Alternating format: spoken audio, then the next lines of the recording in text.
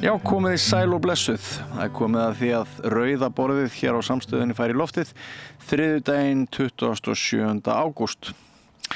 Við verðum nokkuð mikið á menningarlegum nótum en einnig verður rætt efnahagsmál og slysið við Breiðamerkurjökul. Undir lok þáttarins kemur Jón Bjarni Atlason. Hann ætlar að segja okkur frá flökkulífi gyðinga í Evrópu fyrir 100 árum. Sofía Auður Birgisdóttir, bókmenntafræðingur, hún kemur einnig og segir okkur frá Guðrúnu Sveinbjarnardóttur. Hún var kona en gat samt barn. Bókmenntir, listir og umbun fyrir listina verður okkur hugstæð í þessum þætti. Því Margrét Tryggvadóttir, formaður Rithöfundasambands Íslands, hún kemur hér einnig til okkar og ræðir það sem við getum kallað efnahagslegan raunveruleika listamannalauna. Mikið bitbein í samfélaginu, listamannalaun. Stór orð falla þar oft harla lítið ef grannt er skoðað. Málmálana, það sem ég minntist örlítið á áðan, er þetta skelfilega slys og áhættu hegðunin á Breiðamerkurjökli. Við fáum Ólaf Ingólfsson, sem er prófessor í jarðfræði, til að fara yfir hættuna af því að senda ferðamenn inn í íshella mitt sumar. Hann er eiginlega orðlaus eins og margir aðrir. En málmálana hjá ansi mörgum heimilum þessa dagana eru hinn efnahagslegi raunveruleiki sem við stríðum við, ekki síst vegna þess að Seðlabankinn skirrist við að lækka vexti. Fyrstur hér á dagskrá er Stefán Ólafsson, prófessor og sérfræðingur á skrifstofu Eflingar.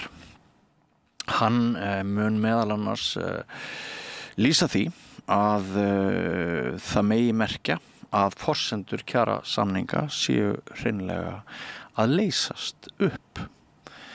En áður en við hlustum á fyrsta viðtalið við Stefán, þá langar mig fyrir hönd okkar sem störfum hér á samstöðinni að minna ykkur, áhorfendur og hlustendur á það að við lifum ekki á loftinu einu saman, þótt okkur finnst það gott. Við erum ykkur þakklát fyrir þann stuðning sem þið hafi veitt okkur og þið getið enn bætt betur mögulega einhver ykkar sem njóti þess hér daglega að fylgjast með okkar dagskrá fyrir ekki eina einustu krónu. Ef þið eruð aflögufær þá þætti okkur vænt það ef þið myndið fara inn á vef samstöðarinnar, samstöðin.is og myndið leita þar upp í hnapp sem heitir áskrift og þar gætu þið gegn hóflegu mánaðarlegu framlagi séð til þess að við höldum áfram að færa ykkur sprúðlandi, vonandi áhugavert þjóðmálaefni á hverjum degi, alla daga vikunar. Við erum út allt, við erum á hlaðvarpsveitum, við erum Rás 5 á sjónvarpi Símans, þið getið lækað okkur á Facebook og þið getið fylgst með okkar útsendingum í raun tíma í beinu streymi þar og við erum útvarpsstöð 89,1 þannig að það er ekki hægt að segja annað en að þetta ævintýri sem hófst hér fyrir nokkrum misserum hafi náð að blómstra vel, þökk sé ykkar stuðningi og við vonumst til þess að hann haldist áfram. En farið ekki langt eftir örstuttastund fyrsti kafli þáttarins í kvöld, Stefán Ólafsson, prófessor. Gerist áskrifendur á samstöðinni og taki þátt í að byggja upp öfluga og róttæka samfélagsumræðu. Með því að ganga í leigjendasamtökin styður þú baráttu leigjenda. Leigjendasamtökin eru fyrir öll þau sem vilja vinna að réttlæti og öryggi á húsnæðismarkaði. Leigjendasamtökin.is. Allir þættir samstæðvarinnar eru fáanlegir á öllum helstu hlaðvarpsveitum. Þarftan að tala borgarfulltrúa. Borgarfulltrúar Sósíalistaflokksins eru með viðtalstíma alla mánudaga klukkan 13:30 til 14:30. Það þarf ekkert að bóka tíma, endilega kikið við í Bólholt 6, 105 Reykjavík. Við erum í útvarpinu á FM 89,1. Segðu það á samstöðinni. Samstöðin er í eigu hlustenda áhorfenda og lesenda. Sláist í hópinn og gerist áskrifendur.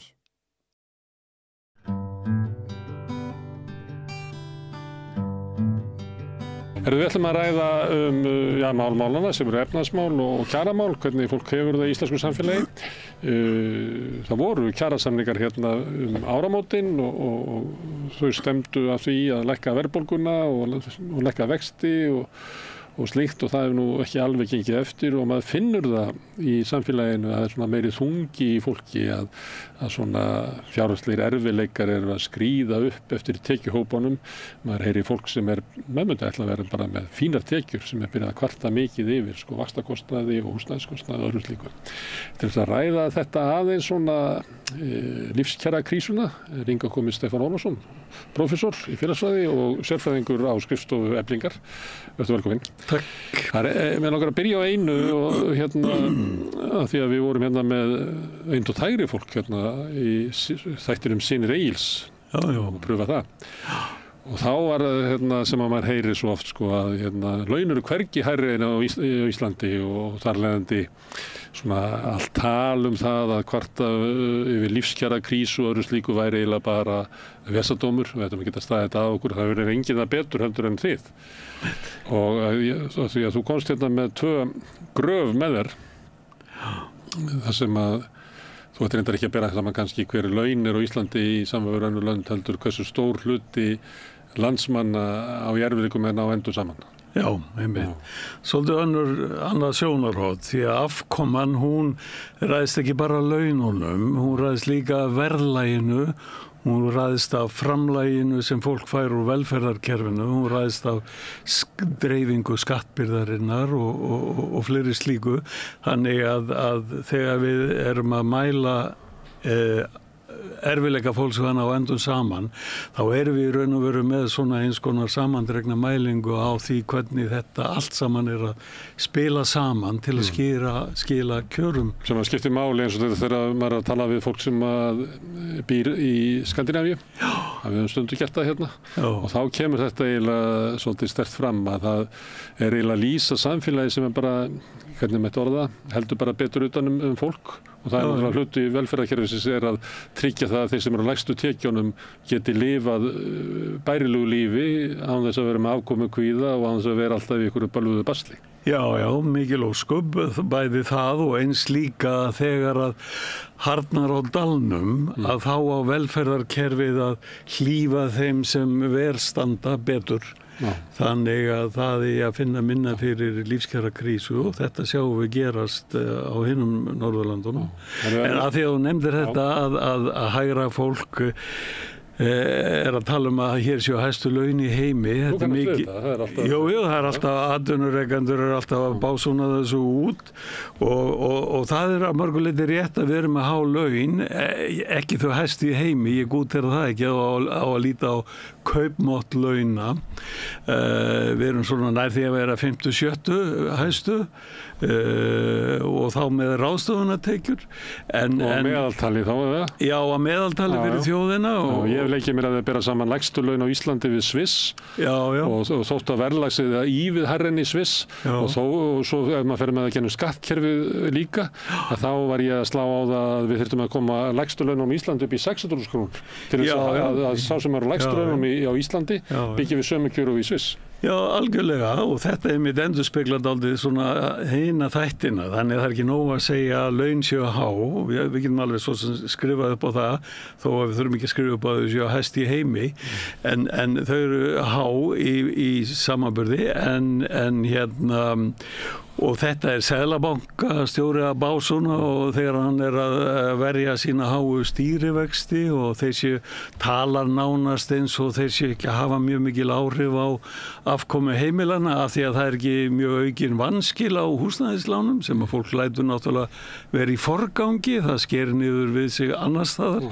Og fyrir utan það þá er Seðlabanki með reglur þannig að þeir sem eru fátakari og eru með lægri tekjurnar, þeir megi ekki skulda húsnæðislán. Já, þeir bara, þeim það ein leiðin til þess að minnka vanskilin, það bara að banna hinu fátækara skulda. Já, þú lokar leið þeirra að lánum til að kaupa íbúðir eins og þeir hafa gert núna síðust ára. En ég langar að skoða þessi gröf sem að kosta. Fyrst svona tabla sem að það erfitt að ná endum saman eftir Evrópulöndum. Þarna ertu með rautt strik á Íslandi, þannig rétt fyrir neðan miðju í 44% landsmanna sem í erfiðleikum að ná endum saman. Já, þetta sem sagt hlutfall þeirra heimila sem að svara spurningum þetta. Þannig eru þeir sem segjast eiga mjög erfitt, pluss þeir sem að segja að það sé erfitt, pluss þeir sem að segja að það sé nokkuð erfitt. Þannig að þarna allur hópurinn mismunandi alvarlegt innan hópsins, en þetta heildarhópurinn sem á í einhverju basli við að... Og þetta raunveruleg mæleining að þegar þú horfir á svo töflu, þá finnst þér að þú getur sagt að til dæmis þú merkir hérna Norðurlöndin sérstaklega. Svört þarna neðst. Já. Kerfið þeirra, samspil launa og verðlags og velferðarkerfis, að það betra. Já, það áberandi betra. Það betra líf í þessu löndum. Þó að launin séu lægri þar, jafnvel, í sumum af þessum Norðurlöndunum, samt útkoman fyrir heimilin betri. Af því að þetta samspil launa, verðlags, húsnæðiskostnaðar, velferðarframlags og skattkerfis, að það myndar betri matrixu fyrir heimilin á hinum Norðurlöndunum og skilar betri afkomu, léttara lífi. Já, og þarna næst neðst Sviss, neðst Holland. Já. Þannig að í þessum löndum þá hefur verið tekin ákvörðun það að það eigi að vera þannig að þeir sem eru með lágar tekjur, að þeir eigi samt að geta þurfi ekki að lifa við áhyggjur. En það samt að þetta nú 18% þarna í Hollandi og næstu 20% í Sviss og Noregi. Já, og þetta árið 23 þar sem að verðbólgan alls þar í Evrópu fór upp í hámarkið, sko. Þannig orkukrísa Evrópu ekki búin að jafna sig? Hún ekki búin að jafna sig og hún var miklu þyngri partur heldur en við lentum í hér. Og það svo sem í mörgum Evrópulöndum líka hefur húsnæðisverð hækkað og leiga hækkað. Þetta dálítið algengt mynstur á Vesturlöndum hefur verið núna en samt þessi útkoma þetta betri sem að segjur okkur að þetta samspil afkomu kerfana, það bara betur stillt í þessum löndum og greinlega meiri vilji stjórnvalda til að hlífa þessum lægri hópum, þeim sem standa. Hitt grafið sýnir þróun frá 2007, frá því sögufræga ári, og til 2023 sem í fyrra. Rauða línan hann sem svífur yfir öllu, það Ísland. Þannig að það eins og þessi krónískt lakara kerfi hér, þetta samspil. Já, á Íslandi hærra hlutfall heimila allt tímabilið, hver einasta ári, bæði í góðæri og í hallæri það miklu hærra á Íslandi. Það reyndar þarna 2 ár, 2018 og 2021, það sem að munar minna. Samt. Og svo þegar erfiðleikarnir koma, og það líklega það sem hún halda fram, að þegar þetta samspil veikt, að þá þegar að koma erfiðleikar, að þá ríkur þetta upp úr öllu valdi. Þá verður höggið á heimilin miklu meira hér heldur en annar staðar og þannig var það við hrunið og hrunið var svo sem miklu alvarlegri efnahagskreppa hér heldur en á hinum Norðurlöndunum og við sjáum bara hvernig byrðarnar sem og menn muna þetta segið sem muna 15 ára aftur í tíman, sko. Það engin sem að geti sagt það að það væri meiri erfiðleikar núna á undanförnum árum á Íslandi sem að væri rök fyrir því að hér ætti að vera harðari lífskjarakrísa eða sem að hækkar hluta þeirra sem í erfiðleikum ná endum saman, að það á síðustu 3-4 árum að það sé ástand á Íslandi umfram sem á Norðurlöndunum. Bara fjarri lagi, sko. Frá 2021 til 2023 þá meiri hagvöxtur á Íslandi heldur en á hinum Norðurlöndunum öllum og skuldastaða ríkisins bara, hún enda góð líka á hinum Norðurlöndunum, en hún ekkit sérstaklega slæm hér á Íslandi þrátt fyrir að skuldir hafi aukist út af COVID. Við sluppum orkukreppuna sem meiri segja náðu Suður Noregi og hafði töluverð áhrif á lífskjöru í Danmörku og Svíþjóð. Já, við sluppum við hana og þannig að bara það að afkomu erfiðleikar skuli hafa aukist svona mikið á árinu 2022 og 2023 á Íslandi og langt umfram það sem var á hinum Norðurlöndunum, bara langt umfram það.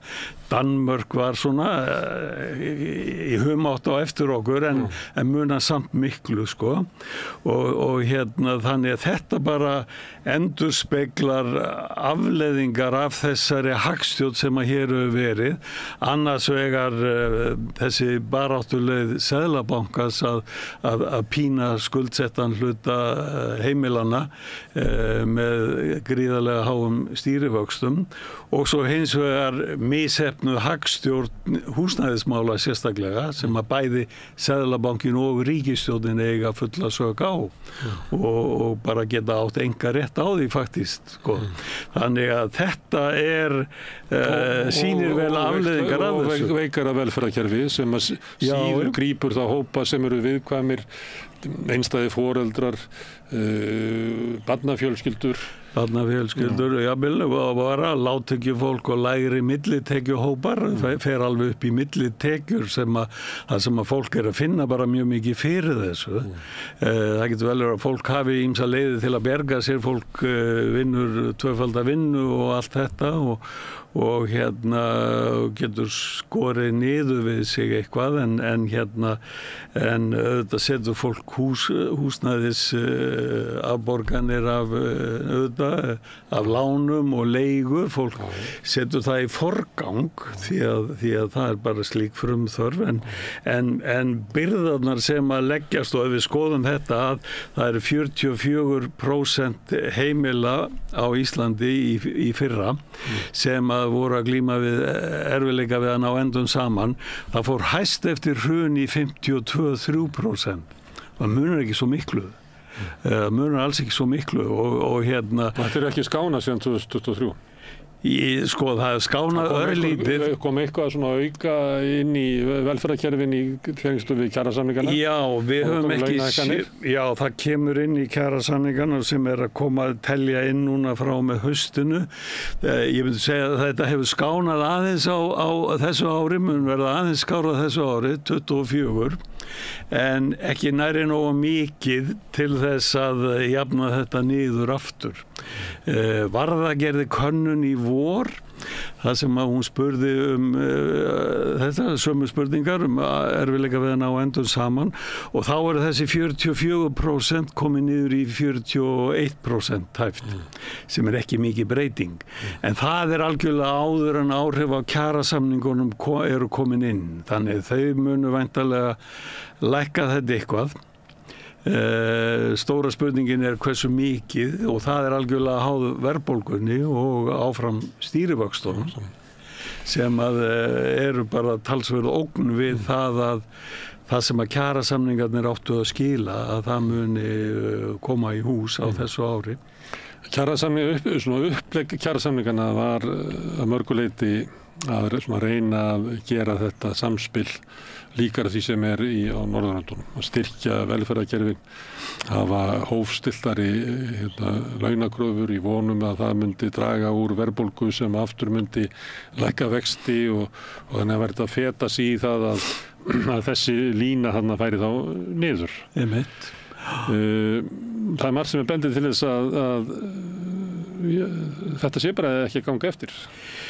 Já, en sem komið það ekki að ganga nógu vel eftir og horfurnar því miður út þetta ár eru ekki nógu góðar.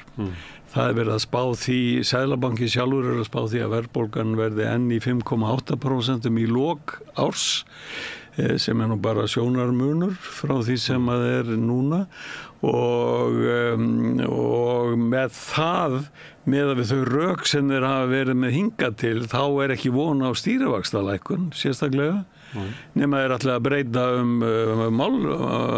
málflutningi sínum, sko.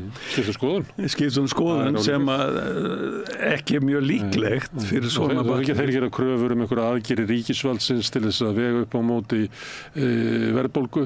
Það er eiginlega enn ólíklegra að það komi einhverjar breytt stefna þaðan.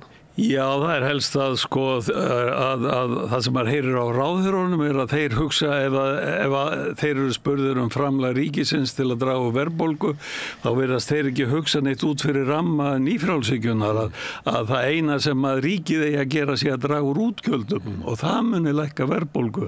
Það mun náttúrulega bara þýða lakari kjör hins vegar. Þannig að auk þess eru ríkisútgjöldin sko það er nú mjög mikil þessi síbylja sem bæði hjá atvinnurekendum og stórum hluta hagfræðinga í landinu að ríkisútgjöldin hafi hækkað svo mikið og hafi bara aldrei verið hærri og séu ekki að koma niður eins og það hafi gert í öðrum löndum eftir COVID. Staðreyndin svo að þau eru alveg komið niður, auðvitað jukust þau í COVID, þau eru alveg komið niður á svipa ról og þau voru fyrir COVID. Og þetta ekki hæstu ríkisútgjöld í heiminum, þetta ekki hæstu ríkisútgjöld á Norðurlöndum heldur. Nær því að vera þau lægstu. Ástæðan fyrir hallarekstri ríkissjóðs það að ríkissjóður vanfjármagnaður vegna þess að við innheimtum ekki sömu tekjur á aðrar þjóðir. Já, þeir trössuðu það að þegar það var farið í COVID-aðgerðirnar að láta borga fyrir þær og héldu upp í skattfríðindum á hátekjuhópana og fyrirtækin. Svo þegar útgjöldin lækka eftir COVID, þá kemur í ljós að sko svona venjulegt ástand á ríkissjóði líka þannig hann vanfjármagnaður.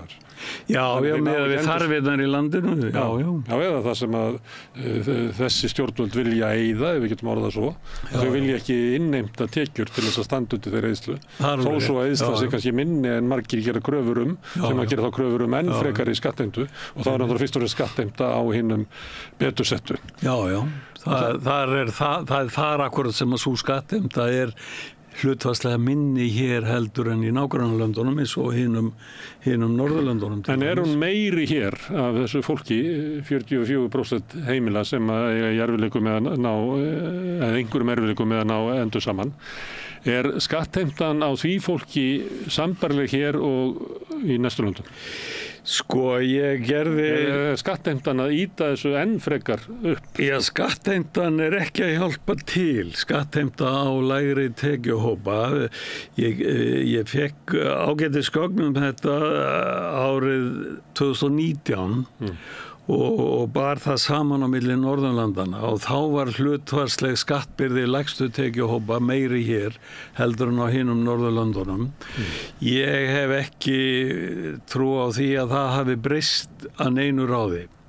Og sem að segir þá og það partur af þessu sem ég var að tala áðan þetta samspil launa, skatta, velferðarframlags og verðalags að það á heildina lítið óhagstæðara hér og skattarnir eru partur af því líka og bara við getum rifjað það upp sko að óskertur lífeyrir, ellilífeyrisþega úr almannatryggingu var skattfrjáls á tímabilinu 1990 til 95. Í dag borgar fólk einhverja 90.000 krónur af þeirri upphæði í tekjuskatt. Af svo lágri upphæði það eiginlega glæpsamlegt að taka peninga fólki sko, sem á ekki verið mat út mánuðins. Já, það upphæði sem að dugir vart til framfærslu. Það verður skattleggja fátækt eins og... Já, það algjörlega þannig. Það það.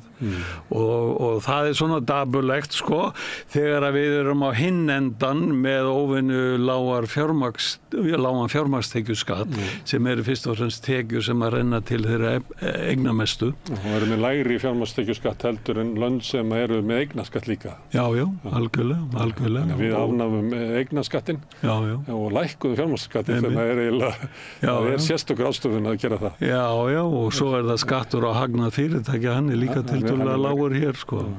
En þegar þú bera saman skatta svona fólks með lægri tekjur á Íslandi við Norðurlöndin, ertu þá með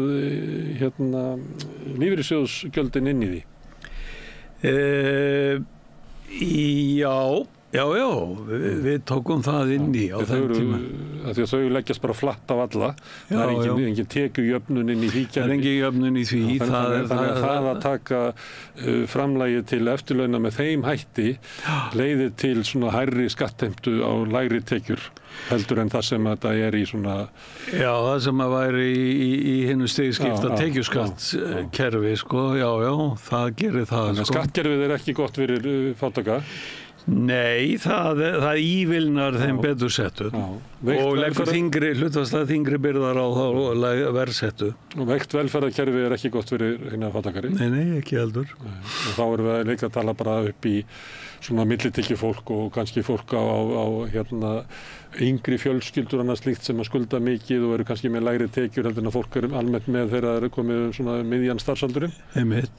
Já, þetta fólk byrjar oft á lægri launum sko og er svo með þetta þessa lífskjara brekku sem það þarf að klífa, að stofna fjölskyldu og koma sér upp húsnæði og er að gera þetta á lægri launum heldur en verða síðar og bara framlagi sem að þessar barnafjölskyldur fá úr til dæmis bara barnabótum að það er umtalsvert minna, sérstaklega þú ert komin upp fyrir allra lægstu launin, þá er það umtalsvert minna hér heldur en á hinum Norðurlandunum. Og Hollandi og fleiri löndu sem Holland, Frakkland er með fínar barnabætur og Luxemburg og svona háar barnabætur þar sko. Skattkerfið vinnur ekki með okkur, velferðarkerfið vinnur ekki með okkur, verðlagið vinnur ekki með okkur. Alls ekki. Nei, alls ekki og bara þetta vekur auðvitað upp margar hugsana því að þegar við vorum í verkalýðshreyfingunni að taka þátt í þessum kjarasamningum í vetur að þá náttúrulega þetta gert í góðri trúum að fyrirtækin muni leggja mjög hart að sér við að keyra niður verðlagið. Við erum þrátt fyrir allt að horfa á það að frá 2021 og 2022 eru metár í hagnaði fyrirtæki á Íslandi samanborið við síðustu 25 ár aldarfjórðung, metár metvelta, hagnaður af þeirri metveltu hærri heldur en hafi verið áður á þeim tíma og ég reikna með að árið 2023 verið svipað kannski örlítið minni hagnaður en samt afar góður í samhenginu. Og það verður að hafa þetta í huga vegna þess að ég heyri, sko það eru fréttir, ég held að það verður meira þess að Ríkisútvarpi bæði í hádeginu og í gær með að hvað verður erfitt að reka veitingahús og launin hefur hækkað svo mikið að það var eiginlega verið að tala inn á það að þyrfti bara að lækka laun svo að við getum haft steikina hérna aðeins lægri þannig að verið meiri veltin á veitingastofnum. Það er gott að hafa þetta í huga því að það er mikil þrýstingur inn í umræðuna að við haldaði fram að sko launin séu svo há að þau séu að keyra hér allt í kaff. Já. En þú ert að lýsa því að það var aldrei verið meiri hagnaður. Meiri hagnaður í fyrirtækjum sem segir að þau ættu að hefðu bara sætt sig við meðal hagnað síðustu 25 ára þá hefðu geta verið að borga talsvert betri laun. Eða lækka verð sem hefði ekki verið síðra og maður átti satt að segja fulla vona því að sjá einhvern kraft í fyrirtækjunum og í samtökum atvinnurekenda það að berja á því að keyra niður verðlagið. Ég heyri ekki múkk þetta frá samtökum atvinnurekenda þegar að núna var svona fjölmiðla umræða þegar að Seðlabankinn var síðast að halda háu stýrivöxtunum áfram að þá kom framkvæmdastjóri samtaka atvinnulífsins í fjölmiðla og var með mjög mikið orðasallat það sem að var nú eiginlega þegar maður svona spurði í lokin hvað var hún að segja þá var hún eiginlega að segja að þetta væri leiðinlegt en hún skildi þetta mjög vel að það væri ekki verið að lækka stýrivöxtuna og við erum bara að bíða og vona. Ég sé engan kraft í þessu við að reyna að ná fram þessum markmiðum kjarasamningana. Ég hefði viljað sjá fólk leggjast á árarnar með verkalýðshreyfingunni og Já, en ef að fólk tekir svo alvarlega og segjum að við værum að vinna sameiginlegu markmiði sem væri að ná hérna niður verðbólgu með þeim hætti að við ætlum ekki lítum á þetta sem viðvörunarljós og óæskilega þróun ef það eru orðið 44% af heimilunum sem í erfiðleikum að ná endum saman. Það bara óbærilegt ástand í samfélaginu. Þá værum við að horfa á átak að halda verði niðri. Við værum að líklega heyra gagnrýni á vaxtastefnu Seðlabankans hvaða þú veist, fyrsta lagi þá erfitt að benda á gagnið af henni en við getum bent á sársaukann, hann gríðarlega mikill. Við verðum að horfa á tillögur í skattamálum til þess að lina þessu fólki tímabilið til þess að fara í gegnum þetta. Þannig við varum að horfa á líklega einhverja aðgerðir í velferðarkerfinu til þess að styðja barnafjölskyldur til þess að en við erum ekkert og þú myndir meiri segja að þú værir að hanna góða hagstjórnarúrræði þá myndir þú meiri segja að setja dálítið góðan pening í þetta til að létta í lægri endanum og þú myndir skattleggja fyrir því í hærri endan að því að þar fólki sem að halda uppi eftirspurna þrýstingi með ómikilli neyslu og sem hefur verðbólgu áhrif þannig að þá væru með því að gera það þannig að taka skattheimtuna þar þá væru að stuðla því að ná miklu betri árangri í baráttunni við verðbólguna. Og við sjáum það í tekjublöðunum sem eru að gefa út að þar alveg nóg það drýpur smjör af hverju strái. Já, það bara mjög stórir hópar sem eru bara með mjög háar tekjur og þær hafa bara hækkað mjög mikið á milli ára. Ég gleymdi, vantaði 15 puttan sem náttúrulega væri líka að horfa á stórkostlegar aðgerðir í húsnæðismálum því að það sem að drífur verðbólgun áfram það eru 4,2% verðbólga á almennu verðlagi en hún mælist eins og að slá á 6,5 eða eitthvað þegar húsnæði komið inn og það er ekkert sem bendir til þess að það verði eitthvað slaki þar á því að það er svo mikill skortur á húsnæðismarkaði og vaxtakostnaðurinn hefur áhrif þar á byggingakostnað og á þeir sem að skulda mikið og eru með sínar íbúður á leigumarkaði að þeir freista þess að hækka og það dregur upp hækkuna í öllum hinum þó þeir kannski þurfi ekki á því að halda með sama hætti.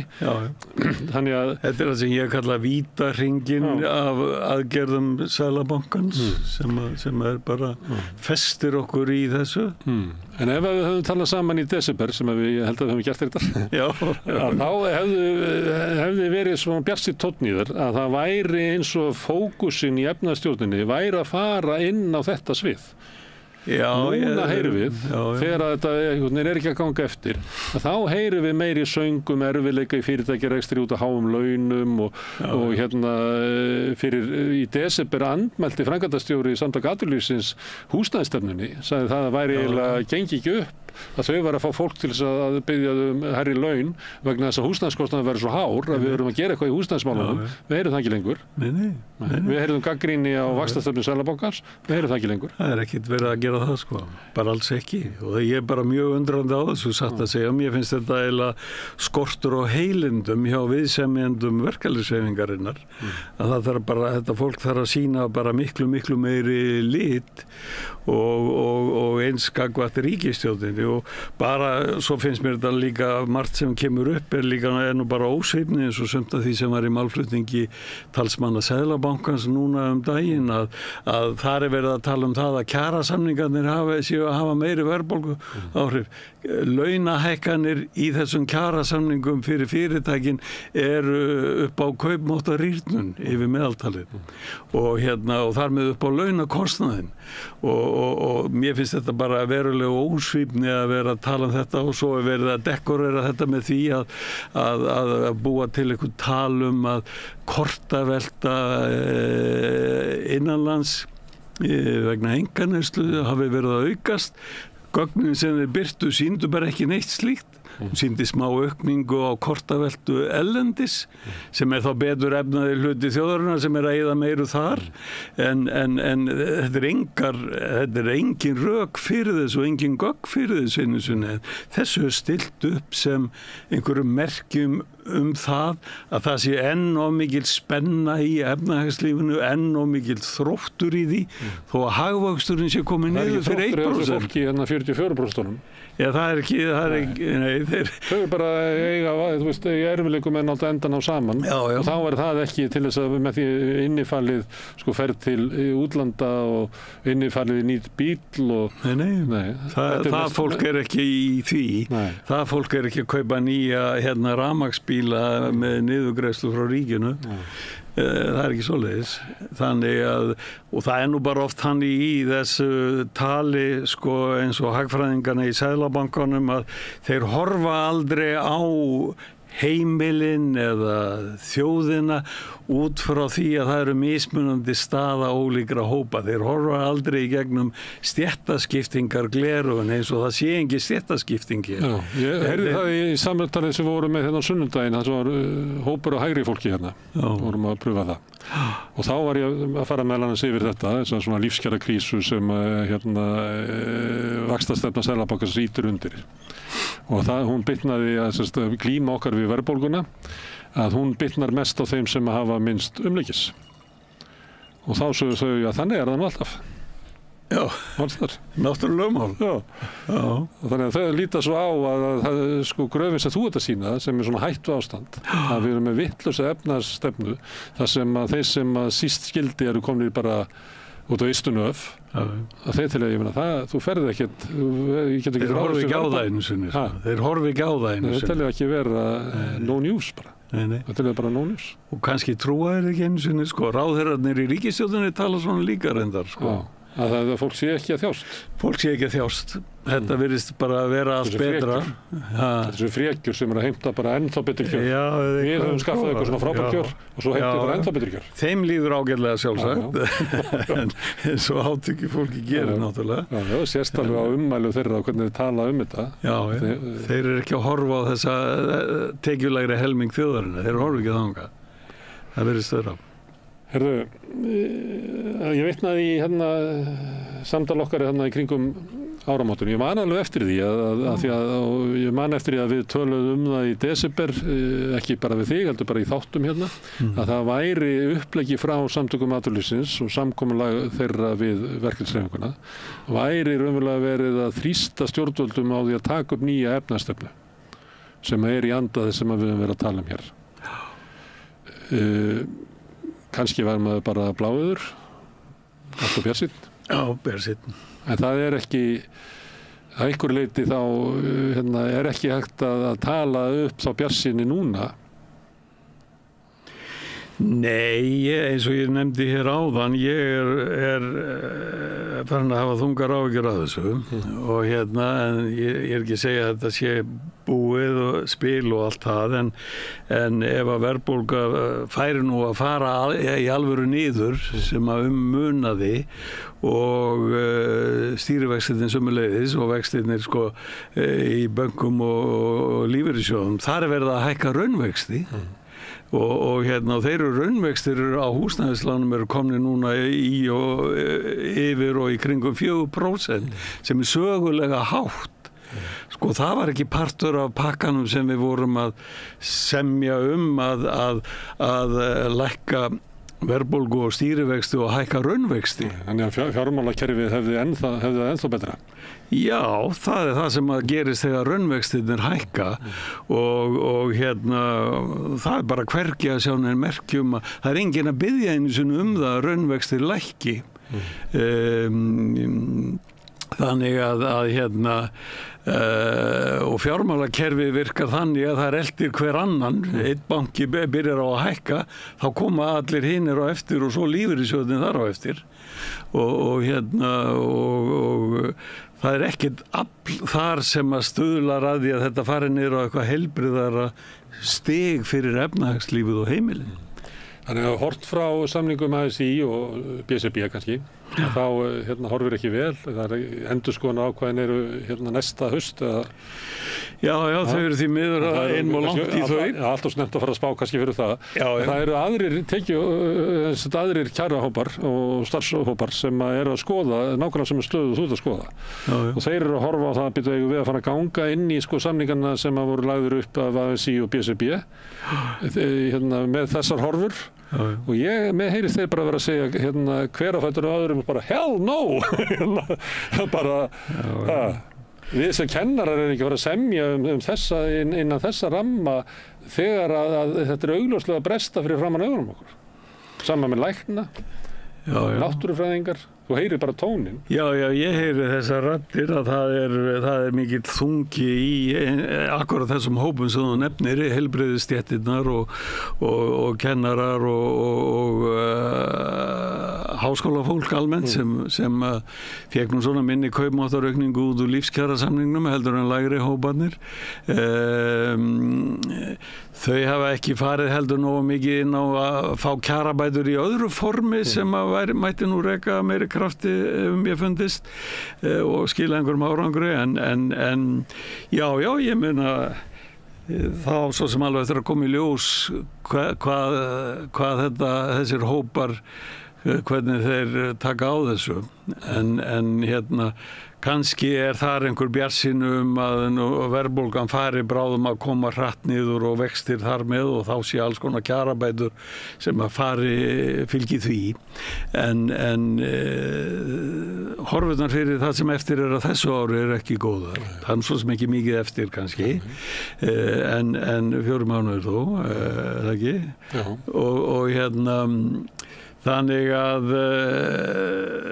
það bara lítur ekki alveg nógu vel út. Og það hluti af þessu vegna þess að þið vorum að tala bjartsýnina í desember, janúar að það var til þess að þetta gengi eftir að þá þyrfti verðbólgan að koma niður og vextirnir að koma niður og að það væri grunnur til þess að semja við þessar stéttir á sömu forsendum. Ef að það tekst ekki, þá nærði ekki að semja við þessar stéttir og þá ennþá versnar staðan því þá eru líkurnar á því að verðbólga fari niður eða að það sé svigrúm til einhverja aðgerða innan ramma ASÍ BSRB samningana þá þannig að við erum að horfa á þetta bara út frá efnahagsstjórn ríkisstjórnarinnar þá að missa ASÍ samningana svona eða forsöndu þeirra svona niður það stigmagnast vandinn sem að ríkisstjórnin á við að eiga. Já, þá mun það allt fara það mun allt fara í skrúfuna þá á næsta ári ef það gerist, ef forsendu ákvæðin haldi ekki og ef að þessir hópar fara í mjög villtar launahækkanir þá viðbúið að það verði og þannig að þetta tvísýnt og því leyti til held ég að og við hjá Eflingu höfum kallað eftir því að ríkisstjórnin fari nú að láta þessi mál til sín taka á þann hátt að koma með einhver alvöru úrræði sem taka á þessum alvöru orsökum eins og í húsnæðisgeiranum og gera það á þann hátt að það sé að krafti gert og til þess að virka strax eins og bara það að loka á Airbnb íbúður á höfuðborgarsvæðinu sem að gæti verið að virka á bara mjög stuttum tíma til þess að dempa leiguna niður og fullnægja húsnæðisþörf til skemmri tíma og skapaði okkur þá eitthvað svigrúm til að auka framboðið á byggingu íbúðarhúsnæðis og allt það og svo líka að taka þá á þessari verðbólguhvetjandi neyslu þeirra efnameiri. Þetta þarf allt að gera til að í raun og veru að bjarga þessum kjarasamningum. En þegar í áramótin þá var svona, ég man alveg við vorum að tala það væri svolítið svona veik forysta ríkisstjórnarinnar í þessu en síðan tók Katrín Jakobsdóttir svolítið að forystuna í því og hún gerði það. Lagaði svolítið til kröfurnar og kom þessu gennur ríkisstjórn og svona hætti hún í pólitík og þá var að sumuleyti að þetta verkefni sem að maður myndi kannski ætla að væri stærsta verkefni ríkisstjórnarinnar að glíma við verðbólguna í einhverju sátt við samfélagið að það eiginlega áettaðikinn lengur í ríkisstjórninni. Nei. Það benda á það hver á þetta eiginlega? Það svolítið eins og ríkisstjórnin hafi tekið þetta þannig að nú erum við búin að klára þetta, nú má bara setja það til hliðar á þess að verðbólgan sé búin að læknast og vextirnir alls ekki og nema síður sé og þannig að þetta eins og þú segir, já þetta dálítið án eignarhalds og munaðarlaust verkefni. Þetta er munaðarlaust verkefni og þess vegna var nú stjórn Eflingar að kalla eftir því að ríkisstjórnin færi nú að koma til og við erum ekki að biðja niðurskurð ríkisútgjalda í velferðarmál, sko. Það er ekki það sem verið að óska eftir, en hefur það engi sérstök áhrif til að lækka verðbólgu, sko. Og þetta er náttúrulega meginverkefni ríkisstjórnarinnar, það er ekki það hvort að VG líki við Sjálfstæðisflokkinn eða Framsóknarflokkinn eða það allt saman, það er ekki málefni hælisleitenda eða vindmyllugarðar. Það sem er meginverkefni ríkisstjórnarinnar eru efnahagsmálin sem eru horfir. Efnahagsmálin og kjaramálin, það ætti að vera það. Það er það sem snertir þjóðina mest, skiptir hana mestu máli. Stefán, takk fyrir að koma hingað og hjálpa okkur að ná svona fókus í þessu. Takk sömuleiðis. En ég sitt hérna áfram og við Björn Þorláksson og við ætlum að reyna að skilja þetta samfélag sem við lifum í. Næsti kafli eftir augnablik. Ertu á leið heim úr vinnu? Stilltu á FM 89,1.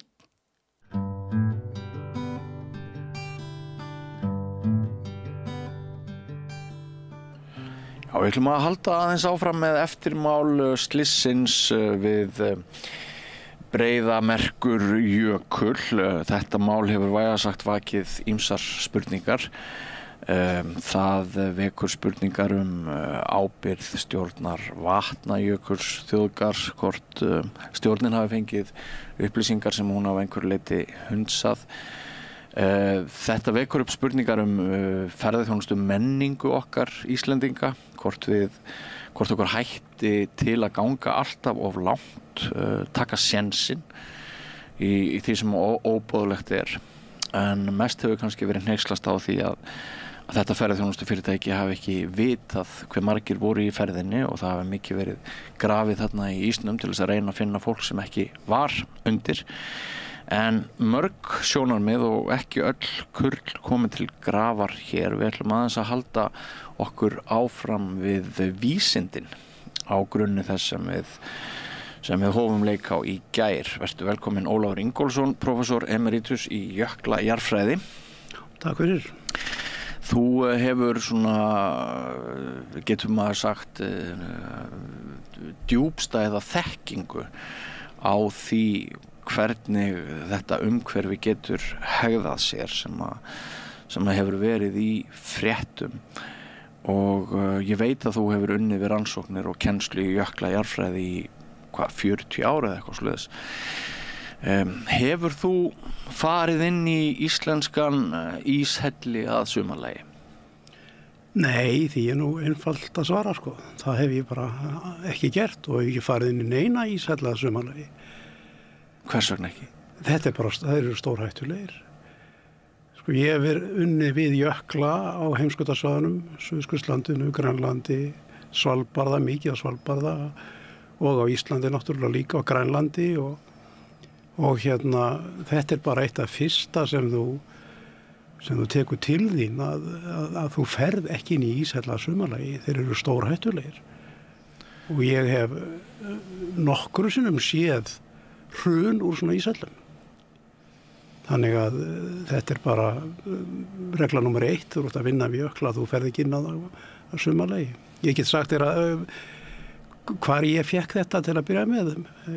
Þá var ég í doktorsnámi og var í námskeiði í jöklafræði við jöklarannsóknastöðinni í Tarfala í Svíþjóð og þar voru nú 2 heimsþekktir vísindamenn, Walter Schitt og Roger L.B. Hooke sem voru kennarar og við vorum að vinna við stórglasérinn sem þarna kemur niður Kemnakjærsimassífinu. Það var okkur bara sagt, þið farið ekki inn í hellana. Og þegar við erum að vinna, hvort sem við erum í rannsóknum eða með nemendur við jökla, að þá er það algjör regla að þú ferð ekki inn í íshella. Það er ofboðslega freistandi og nemendurnir hafa oft verið vonsviknir þegar maður segir nei. En í þessum bransa þá gildir það bara að við gerum áhættumat. Hvar eru hættunar? og svo til þess að forða því að verði slys þá fylgjum því áhættumati og þar er bara efst á blaðið út við jökuljaðar, þú fer ekki inn í íshellir, ekki að sumri. Hvaða mánuðir svona hafa þótt traustir í þeim efnum hér? Sko, ég myndi segja að þú átt ekki að fara inn í íshella fyrr en að það er búið að vera frost í dálítinn tíma og þú átt ekki að fara inn í íshella eftir að það byrjar að hlána. Þannig að það er sjálfsagt, það er mismunandi eftir í hvar þú ert, við hvaða jökul, hvað hátt yfir sjóan eða þess áttar en og á Svalbarða getur þú farið inn í íshella mun lengur heldur en á Íslandi. En ég myndi segja að á Íslandi ættur ekki að fara inn í íshella fyrr en komið fram í desember kannski og ekki lengur en ekki eftir mars eða eitthvað svona þegar hlánin er virkilega að fara að stað. Já. Það er svona mín skoðun sko. Einmitt. Sko ég hef aðeins verið að skoða þetta mál í dag. Ég hef verið að ég hef aflað mér upplýsinga og sitt hvað bendir til þess að sko yfirvöldum hafi kannski að einhverju leyti ekki verið kunnugt þetta framferði en samt er svona sitt hvað sem bendir líka til þess að eitthvað hafi nú verið að fólk hafi lokað augunum fyrir því sko. Fólk er að tala að stjórn Vatnajökulsþjóðgarðs hún hafi fengið fyrir 7 árum skýrslu þar sem að framkoma ferðir í íshella að sumarlagi væru fráleitar en það hafi ekki verið brugðist við því sem skildi og þær hafi það séu nokkur ár síðan menn færðu sig upp á skaftið ef maður getur sagt sem svo svona af því sem að þú hefur fylgst með fréttalega sýnist þér sem það hafi orðið til einhver svona freistni hvati til þess að mögulega vegna þess að yfirvöld hafi ekki sinnt þessari áhættu sem skildi og ferðaþjónustu fyrirtækin hafi alltaf spennt bogan einhvern veginn hvað maður að segja fastar og fastar til þess að búa til einhverja spennu og upplifun hjá kúnnunum. Já, ég þekki náttúrulega ekki til starfsemi ferðaþjónustu fyrirtækja og ég verð að segja að það þegar fréttist af þessu slysi þá kom mér alveg óbáslega óvart að þeir skildu vera með ferðir í ísætlaða sumarlagi. Já. Því að eins og ég sé þetta þá er þetta spurning bara með heilbrigðar skynsemi. Já. Að það þarf ekki sérfræði menntun til að átta sig á því að þetta eru stórhættuleg fyrirbæri. Og það hafa orðið slys á Íslandi áður í hellum. Það var upp í Torfajökli fyrir allmörgum árum sem að urðu alveg slys vegna þess að það féllu í stykki ofan á fólk. Þannig að ég átta mig ekki alveg almennilega á því sko hvers vegna þetta er bara yfir höfuð lyft. Nú ég frétti líka þessari skýrslu, þessu áhættumati sem var nú unnið af sko kollegum mínum við jarðvísindadeild. Magnúsi Tuma, Guðmundsssyni og fleirum. Fólki með mjög mikla reynslu af jöklum og jöklaferðum og þar var að því mér skilst varað mjög eindregið við þessu að fara með ferðafólk inn í íshella og ég segi bara sem við mína rannsóknir að það er margt athyglisvert að sjá í íshellum það eru flæðistruktúrar í ísnum það er að komast stundum og skoða undirlag jökulsins sem getur verið sérstaklega áhugavert en við myndum aldrei fara hvorki sem vísindamenn eða með nemendur inn í íshella. Þannig að þetta kom mér mjög óvart. Ég vissi að þessum jökla eða íshella ferðum sem ferðaþjónusta að vera með en ég hefði ekki áttað mig á því fyrir þess að fréttir bárust að þetta menn væru að þessu í ágúst. Nei, og hefur þú jafnvel sko á þínum ferðum, vísindaferðum hefur þú jafnvel orðið vitni að hruni úr veggjum eða þaki yfir vetrartíman? Ég hef ekki orðið vitni að því, nei. Og sko jöklarnir eru náttúrulega misjafnir og það er mismikill gangur í þeim íshellarnir þeir myndast þá alltaf vegna bræðsluvatns, það vatn sem bræðir ísinn. Það langmest virkni í jöklunum oft þegar að fyrir að svona koma fram á vorið, þá þeir að skríða fram undan ákomu vetrarins og þá bræðsluvatn sem að svona hjálpa til við að smyrja undirlagið, þannig að þeir hraða sér oft á vorin og þetta þannig að vorið og fram á sumarið jöklarnir oft mikla hreyfingu. Meðan að svona yfir háveturinn jöklarnir öllu jöfnu, skriðjöklarnir öllu jöfnu miklu rólegri. Já. Þannig að ég hef ekki séð hrun úr íshelli að vetri til þegar að hafa verið frost. Ég hef eins og að séð að marg ofta sumri til. Já. Sem segir sitt hættuna. Já, alveg hiklaust. Og ég held að það sé sem sagt, ég held að sko það sem við gerum þegar við erum bæði við rannsóknir og kennslu, við erum með nemendur, við berum alltaf ábyrgð á nemendunum. Þá það bara hluta af okkar verklagi ef við gerum áhættumat. Já. Og ef að tilefni til þá á hverju morgni þá förum við í gegnum þetta með nemendum eða með samstarfsmönnum. Já. Hvað ætlum við að gera í dag? Já. Og erum við að gera eitthvað þar sem við þurfum að taka einhverja áhættu? Já. Og stundum tekum við getum sagt svona útreiknað áhættu ef hún ekki mikil. En sumar hluti gerum við aldrei og við förum aldrei inn í íshellu að sumri. Nei. Og þú ekki orðið var við meiri áhættusækni íslenskra jarðvísindamanna við störf hér miðað við nágrannalöndin, því að stundum velt maður því fyrir sér hvort þetta eitthvað í kúltúrnum okkar og hvort það tegir sig sko alla leið upp. Þessi áhættusækni, við höfum mist í rauninni ótrúlega marga erlenda ferðamenn síðan sprengjan springur fyrir nokkrum árum. Reynisfjara hefur tekið mörg mannslíf, við erum sein að bregðast við. Núna fáum við innlit í kema sem við vissum ekki að væri til og það svona ýmislegt sem bendir til þess að við séum alltaf svona ekstrím þjóð í umgengni okkar við náttúruna. Stundum það kostur, vænti ég. Okkur tókst að halda frábæra menninganótt síðustu helgi í ógeðslegu veðri. Margar aðrar þjóðir hefðu bara skriðið inn til sín og sagt þetta ekki hægt, það of kalt, það of vont veður. En við héldum okkar fínu menningarnótt. Það sem ég að reyna svona að segja eða reyna að varpa upp sem umræðuefni þetta ekki sko, kann að vera að þetta sé einhver landlægur kúltúr sem við erum að díla við hér.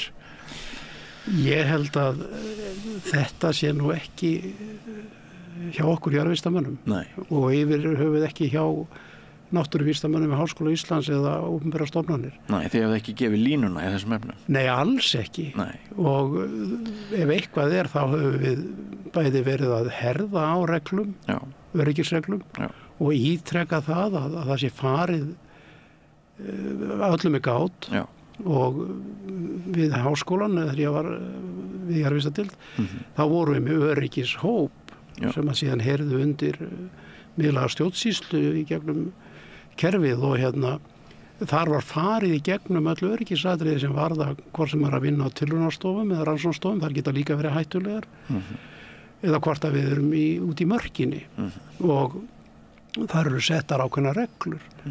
Það tilkynningaskylda, það að taka með allan varnar útbúnað, hvort sem það eru talstöðvar eða gervihnattasímar og svo framvegis, vera með ferðaáætlun og gera áhættumat fyrir það sem við erum að gera. Þannig að þegar ég fór til dæmis með hóp upp að Eyjabakkajökli eða Múlajökli að þá liggur fyrir mat á því hvað við getum þurft að kljást við. Já. Og það getur verið allt frá vondu veðri þar sem tjöldin fjúka niður yfir í það ef við þurfum að fara upp á jökul. Og ef við þurfum að fara upp á jökul þá erum við með viðeigandi búnað og hvort sem það eru broddar, axir, reipi og svo framvegis og við sjáum til þess að fólk sé þjálfað í þessu, fólk kunni þetta. Þannig að ég myndi ekki segja að jarðvísindamenn væru áhættusæknir, alls ekki og við sjáum þetta líka í kringum bara eldsumbrotin á Reykjanes skaga að vísindamenn frá Háskóla Íslands og Veðurstofan og svo framvegis, þeir fylgja ákveðnu prótókolli til þess að tryggja öryggi allra sem taka þátt í rannsóknunum. Þannig að ég kannast ekki við að þetta sé kultúr hjá vísindamönnum. Nei. Alls ekki. Nei. Sko, Ísland náttúrulega að mörgu leyti varasamt land yfirferðar að sumri sem vetri, ekki satt. Núna erum við með eldgos á Reykjanesi.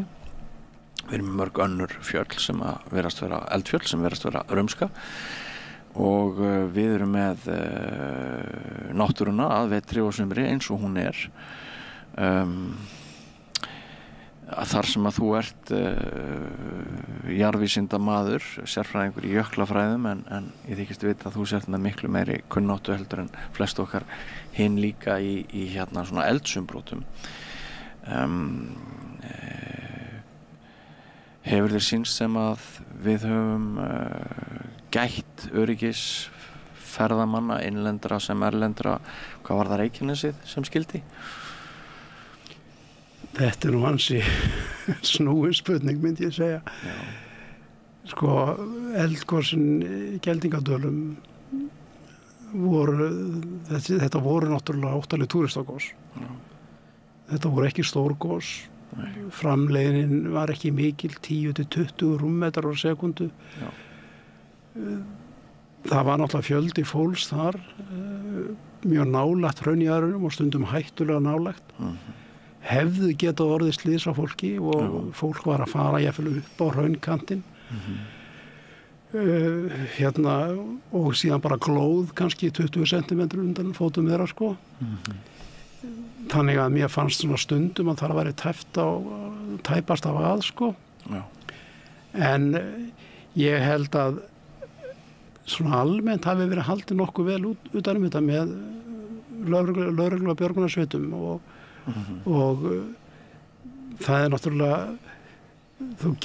sumir eru óstöðvandi, þeir láta ekki stöðva sig.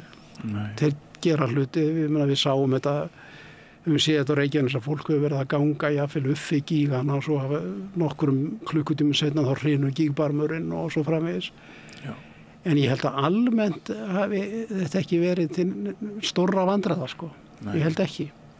Ertu með skoðun á því hvort við sko íbúar Grindavíkur sem kjósa að halda kyrru fyrir og eru kannski með börn þarna þegar jarðvísindamenn hafa spáð því að það sé alveg að koma gos. Ertu með skoðun á því hvort við ættum beita valdi þannig að fólk hefði ekki val það hvort það gisti þarna með börn? Enn og aftur þá held ég að þarna verði að byggja á hættumati frá Veðurstofunni og síðan það ákvörðun lögreglustjórans að hvort að þetta verði bannað. Sko persónulega þá finnst mér til dæmis eins og fyrir þetta gos sem að nú í gangi að þá var búið að vara fólk við í að vera í Grindavík. En það var ekki búið að banna það. Nei. Nú sjáum við það með þetta gos að það er hálftíma fyrirvari. Já.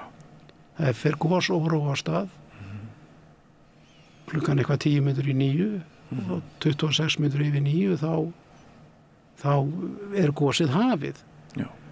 Og þetta er náttúrulega mjög stórt gos 2000 rúmmetrar á sekundi, þetta er gríðarlega mikið gos í upphafsfasanum. Já.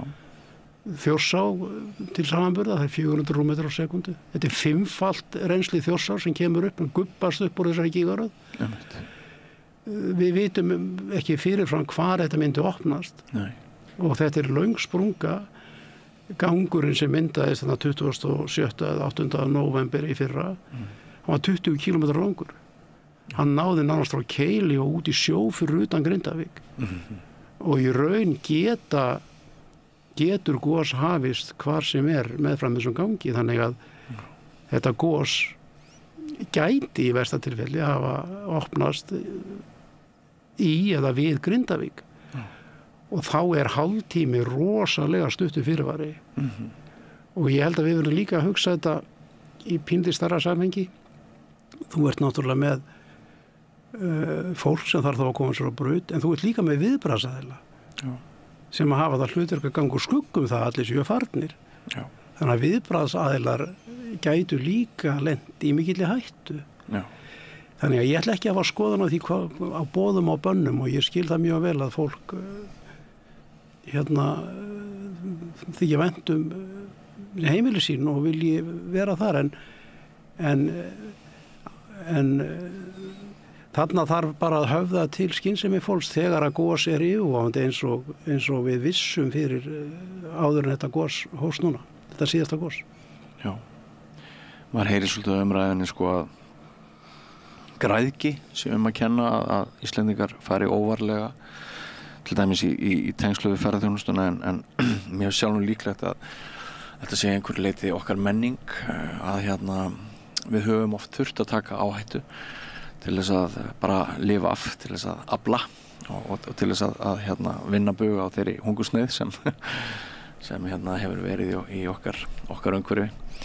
Þannig að Já, ég enn og aftur sko fjallaleiðsögumenn og jöklaleiðsögumenn, þeir voru búin að vara við þessu. Já.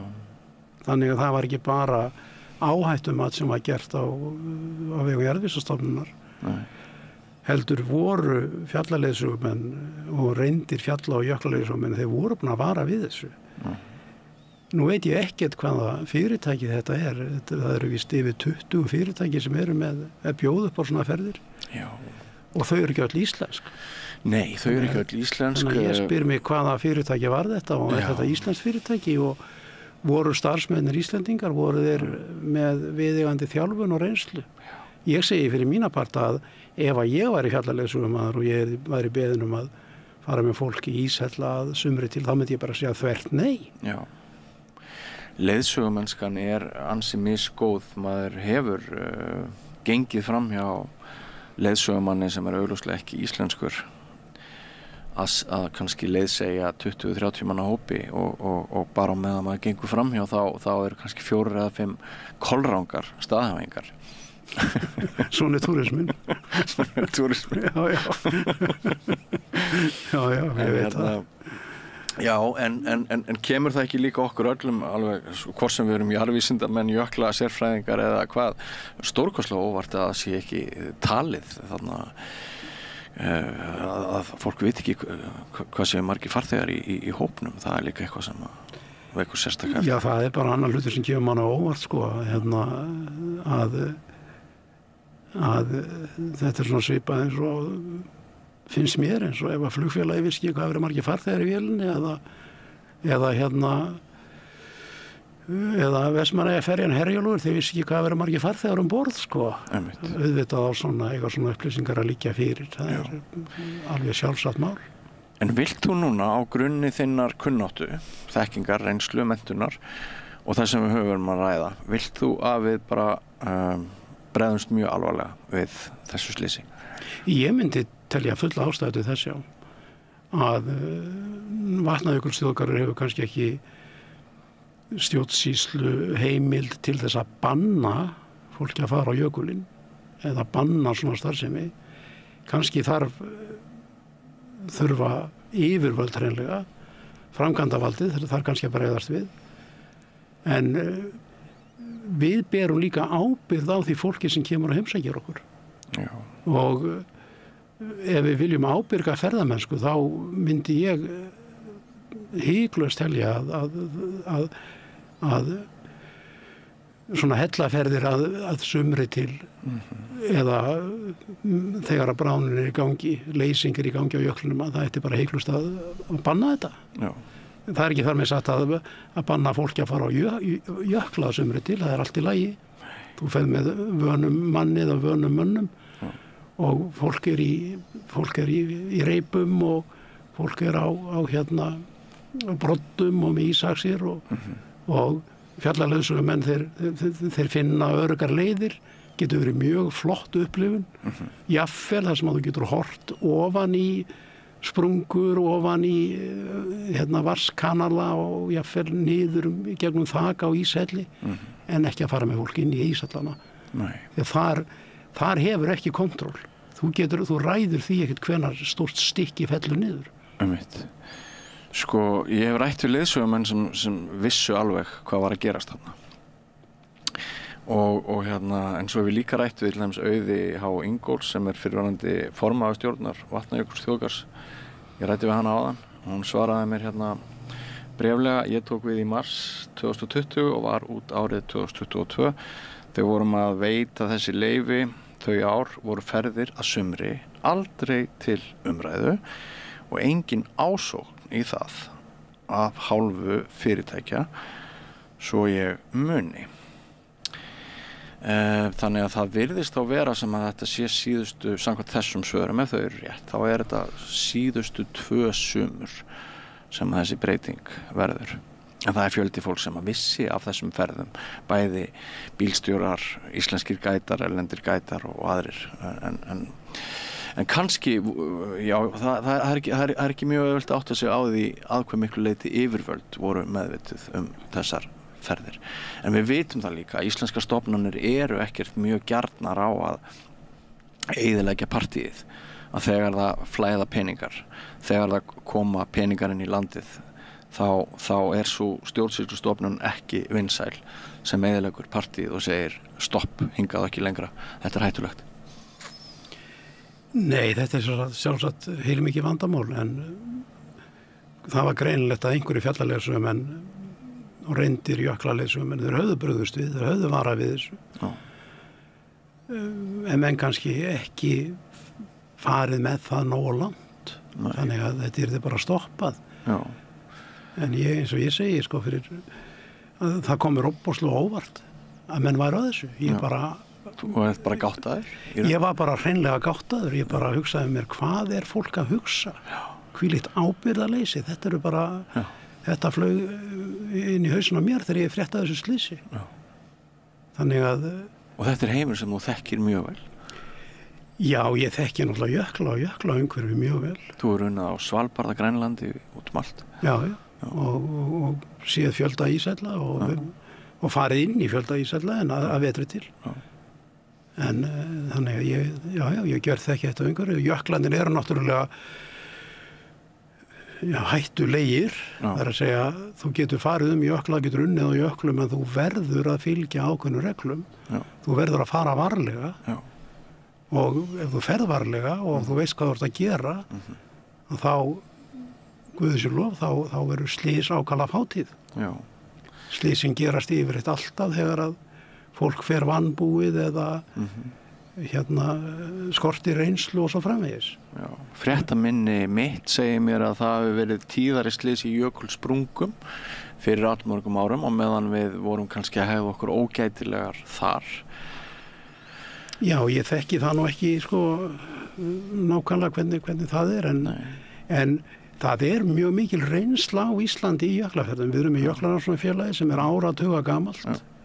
Sjálfsagt farið að nálgast 80-90 ára gamalt, ég bara man það ekki. Og við erum náttúrulega með ferðafélag Íslands og við erum með mikla ferðamennsku, jöklaferðamennsku og það er gríðarleg reynsla, svo erum við með velmenntaða gæta. Ég meina þegar við förum til dæmis með okkar nemendur í námsferð upp á Sólheimajökul, þá erum við með velmenntaða jöklagæta með okkur til þess að tryggja öryggi nemendana. Þannig að þekkingin og reynslan er alveg tvímælalaust til staðar á Íslandi.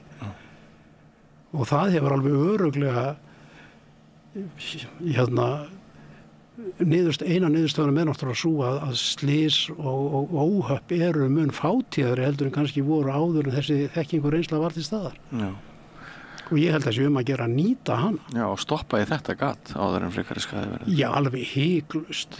Það er allavega mín skoðun að þetta getur ekki fengið að viðgangast. Nei. Ólafur, af því að þú ert í alvísindamaður þá er freistandi að fá að fara aðeins víðar í umræðina svona áður en þú yfirgefur okkur hér í bili, kannski fáum við þið aftur seinna, en Askja. Það er svolítið spennandi að fylgjast með ösku núna. Já, mjög. Finnst þér ekki sjálfum? Jú. Það er mjög spennandi, jú. Hvað, ég veit að það þýðir ekkert að fá til þess að spá einhverju, en ég þykist við það.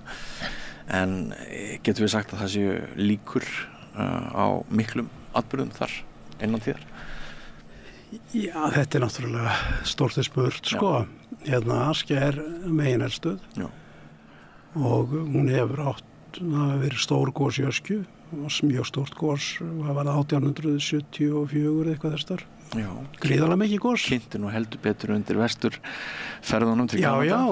Já, það fóru heiðabílinn á Austurlandi fóru öll í heiði og það gríðarlega mikið öskula sem kom frá þessu gosi sem við sjáum ennþá í jarðvegsniðum á stóru hluta Austurlands og svo var náttúrulega gos í Öskju hvað var 1961 sem var minna en engu að síður myndarlegt gos. Og núna Askja eitthvað að bæra á sér, það er landlyfting í gangi, það er þensla og það þýðir það streymir kvika inn í yðrar eldfjallsins en hvert það leiðir eins og erfiðar að spáum og það kemur náttúrulega að því að Askja gís. Það er bara eðli megineldstöð að það gjósa en nákvæmlega hvenar þeim þröskuldi náð að kvikuþrýstingur sé orðinn það mikill að kvika ná að brjóta sér leið til yfirborðs. Það er erfiðar að spá það. En það er fylgst vel með Öskju, með landlyftingu og það er fylgst mjög vel með öllum brotarhreyfingum kringum Öskju og svo vöktun verður sjálfsagt styrt ennþá meira ef að tilmuni gefst til. En Askja hins vegar að margan átt ákvæmlega heppilega staðsett. Hún er svona það byrja eins langt frá byggð eins og hægt að hafa eitt eldfjall. Já, það er helst að félaga mínir í Mývatnssveitinni svona gæti orðið fyrir einhverjum áhrifum. Já, og var kollega mínir eldfjallafræðingarnir, þeir hafa náttúrulega verið að vara við Öskju. Ármann Höskuldsson til dæmis og fleiri og það þarf að fylgjast vel með Öskju. En það hins vegar má segja líka sko að það eru fleiri eldfjöll komin á tíma. Allir þekkja Kötlu náttúrulega sem við erum búin að bíða eftir í gosi í 50 ár núna. Ískyggilega lengi og svo er náttúrulega Hekla. Og Hekla hefur verið að þenjast út og það hefur komin meiri kvika í kvikugeimin undir Heklu heldur en var fyrir síðasta Heklugos. Þannig að þetta getur verið spennandi tímar en það er eins og erfitt að spá það hvenar. Heklugosin geta gerst með mjög stuttum fyrirvara. Kvikuþróin er grunn. Þannig að það er ekki víst að vera mikil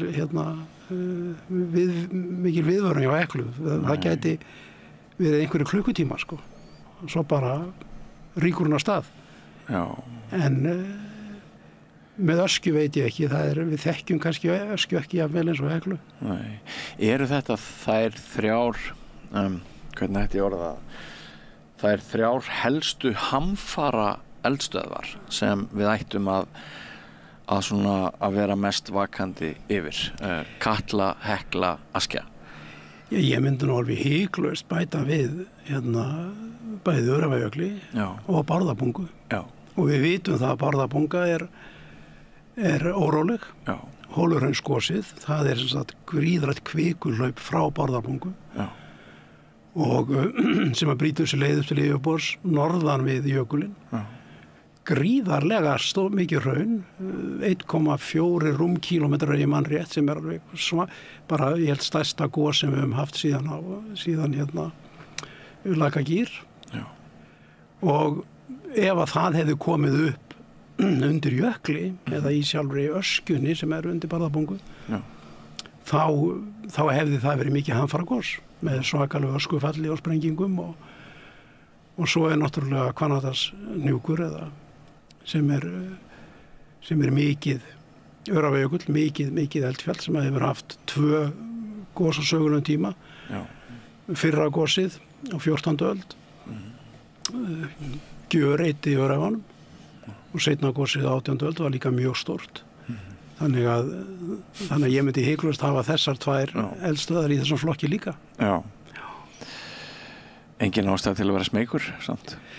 Nei, það er engin ástæða til þess. Ég meina, sko, við getum ekki haft neinn áhrif á þetta. Við verðum bara að læra að lifa með þessu. Og það sem við getum gert er það að við getum bætt í vöktun og fylgjast með þessum eldfjöllum. Við erum með alveg frábæra jarðvísindamenn bæði við háskólann og veðurstofuna og fleiri stofnunum og það eru fáar þjóðir sem búa yfir jafnmikilli þekkingu eins og við á eldstöðum og og ég held að við verðum bara að fylgjast vel með þeim og þá getum við hugsanlega gefið út viðvaranir í tíma og þá reynt að lágmarka tjón eða skaða sem verður af eldgosum. En ég held að sé engin ástæða til að ganga eitthvað skíthræddur. Ég myndi ekki hika við það að fara upp í Öskju, ég farið þangað nokkur sinnum, það er alltaf skemmtilegt. Já. En eins og ef að veðurstofan varaði mig við því að fara þangað, þá myndi ég sleppa því. Já.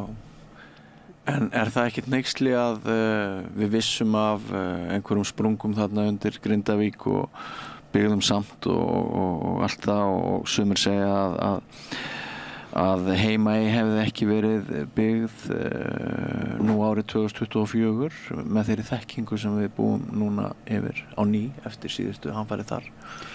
Þetta eru aftur líka mjög erfiðar spurningar sko. Kollegar mínir við Jarðvísindastofnun, Luis Páll Einarsson, hann var náttúrulega margbúinn að vara við því að þeir eru byggt yfir sprungur. Já. Og svona við jarðvísindamenn höfðum það stundur svona í svona, flimtingum okkar á milli að það væru kannski 3 staðir á landinu sem við myndum ekki vilja eiga fasteign. Já. Það væri þá Heimaey, Grindavík og Húsavík. Já. Vegna jarðskjálftanar á Húsavík.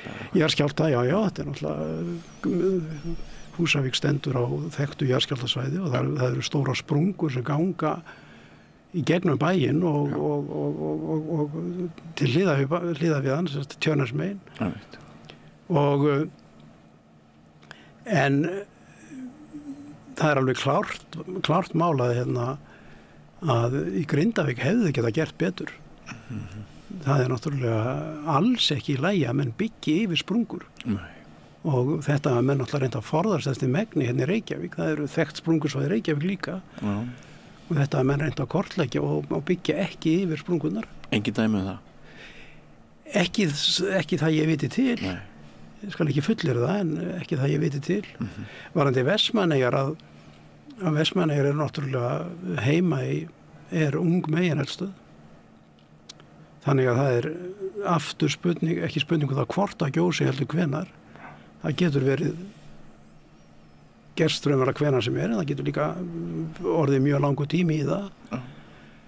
Og það er svo margt við Heimaeyjargosið sem að sko, ef að gossprungan hefði opnast ekki nema 300-400 metrum vestar heldur hún gerði.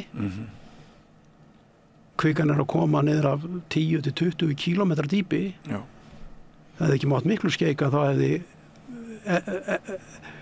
eldgosið hafist inn í miðjum bæ að nóttu til í janúar. Og þetta hefði náttúrulega þýtt sennilega tugir ef ekki hundruðir sem hefði farist. Og þá hefði engun dottið til hugar að endur þess að byggði Vestmannaeyjum. En ef að við hefðum búið við þeirri þekkingu sem við höfum núna á því hvernig eldstöðvar þróast og eldstöðvarkerfi, ef við höfum búið við þessari þekkingu árið 1973, þá hefði allavega verið tekin öðruvísu umræðum það hvort það ætti að endurbyggja Heimaey. Heldur en var gert. Já. Það var bara forsætisráðherra, Ólafur Jóhannesson minni mig, sem var bara barði í borðið og sagði Heimaey skal endurreist. Og svo var það gert. Í raun umræðulaust. Þannig að það eru margir fletir að þessu og ég ætla ekki að hafa skoðan að þessu kannski. Og fyrir mann sem upplifði 9 eldgos 75-84 bara innan við nokkra kílómetra frá heimili mínu í Mývatnssveit Kröflueldana, þá finnst mér þetta ótrúlega áhugaverð umræða. Já, og það sko, ef við ætlum að leita eftir einhvern reynslubrunn varðandi svona gos á sprungureinum til þess að bera saman við það sem er að gerast núna á Reykjanesi, að þá er náttúrulega nærtakasta dæmið eru Mývatnseldarnir. Og það er á margan hátt svona frekar ógnvekjandi vegna þess að það sem við sáum í Mývatnseldum var þetta að eldgosin eru stærri og stærri því sem leið á en líka hitt að kvikurhlaupin hlupu ýmist norðurs eða suðurs þannig það gaus á sem sagt þessari sprungurein aldrei á mismandi stöðum og þetta kannski það sem að allavega ég óttast mest með Reykjanesið að það sem að gerast núna að við erum með þennan kvikugang sem að við vitum að náði undir Grindavík, það var semst kvika bara undir fótum Grindvíkinga í nóvember og út fyrir ströndina út í sjó og mér finnst það dálítið ógnvekjandi tilhugsun að það gæti gósvirknin, eldvirknin gæti hlaupið til suðurs í næsta gósi þá eða þar næsta því að þessi ekki lokið. Nei. Við getum vonað þessi lokið en ég vona það. Þetta sé síðasta gósið en ef við ætlum að vera raunsægir að þá hvað stóðu Mývatnseldarnir yfir lengi? Í 5-6 ár? Meinarðu á 3. áratug þarna þeir standi yfir Mývatnseldar 1720 og Nei, ég að tala Kröflueldarna segir. Kröflueldarnir eru 75 til 84. Það eru 9 ár. Þannig að við gætum verið að sjá hugsanlega eitthvað svipað á Reykjanesi. Ég von ekki. Nei, og sá sem hefur gengið frá Kröflu og niður í sveit og séð eldána, hvernig hún yrði engu þarna á milli 1720 og 1730 í þessum Mývatnseldum það náttúrulega bara greiður vegur þarna niður, það hæðamismunur og allt það. Já, og það líka ég meina við erum líka með náttúrulega eins og sprungurnar í Kelduhverfinu og landsíð í Kelduhverfinu sem að orsakast af gríðarlega stóru kvikulhlaupi. Þannig að líkindin eru mjög mikil þannig að eins og ég segi, ég vil lengur spá þetta þetta bara hlutir sem að maður þarf að hafa í huga og við erum núna í fyrsta skipti frá Kröflueldunum og þá erum við að fylgjast mjög vel með eldsumbrotum og það er verið að afla mikill að gagna bæði jarðefnafræðilegra gagna, jarðeðlisfræðilegra gagna á ýmsu tagi og við erum að skilja betur hvernig þessi kerfi virka og það er ekki fyrir við skiljum þau vel sem við getum kannski farið að gera einhverja spádóma sem að gætu hugsanlega staðist. Akkurat. En annars, eins og ég segi við jarðvísindamenn, við erum anskotið góður í því að segja fólki hvað hefur gerst og útskýra það og skilja það en ég held að við erum kannski ekki alveg jafn góður í langtíma spádómum. Nei, og það getur alltaf að vera siðferðis. Annað heldur en að við höldum okkur svona almennt, það er að segja það mun gjósa í Öskju, það mun gjósa í Heklu, en nákvæmlega hvenar og hvernig það getum við ekki sagt fyrir. Nei, en þetta lítur líka alltaf á einhverju leiti að vera siðferðileg glíma, hvenar er rétt að vara við, er maður að vekja óþarfa áhyggjur. Það eru engin náttúruvísindi þannig að þið félagslega og heimspekilega kom ekki einhverju leiti inn í ykkar störf, trúi ég. Já, það var að koma út núna bara í vikunni, það síðustu viku, alveg prýðileg bók eftir Ara Trausta Guðmundsson náttúruvá. Já. Og þar fer hann í gegnum svona, þetta er texti fyrir almenning. Já. Þar fer hann í gegnum svona helstu hættur sem að geta steðjað að okkur. En það sem er mjög gott í þessari bók og það er það sem Ari hann náttúrulega bendir á það að við erum ansi vel viðbúin. Já. Við erum með mjög gott kerfi, við erum með stofnanir sem að standa sig mjög vel eins og allir með Veðurstofuna. Við erum síðan með alltaf þessar frábæri björgunarsveitir. Þraut þjálfaða fólk. Já.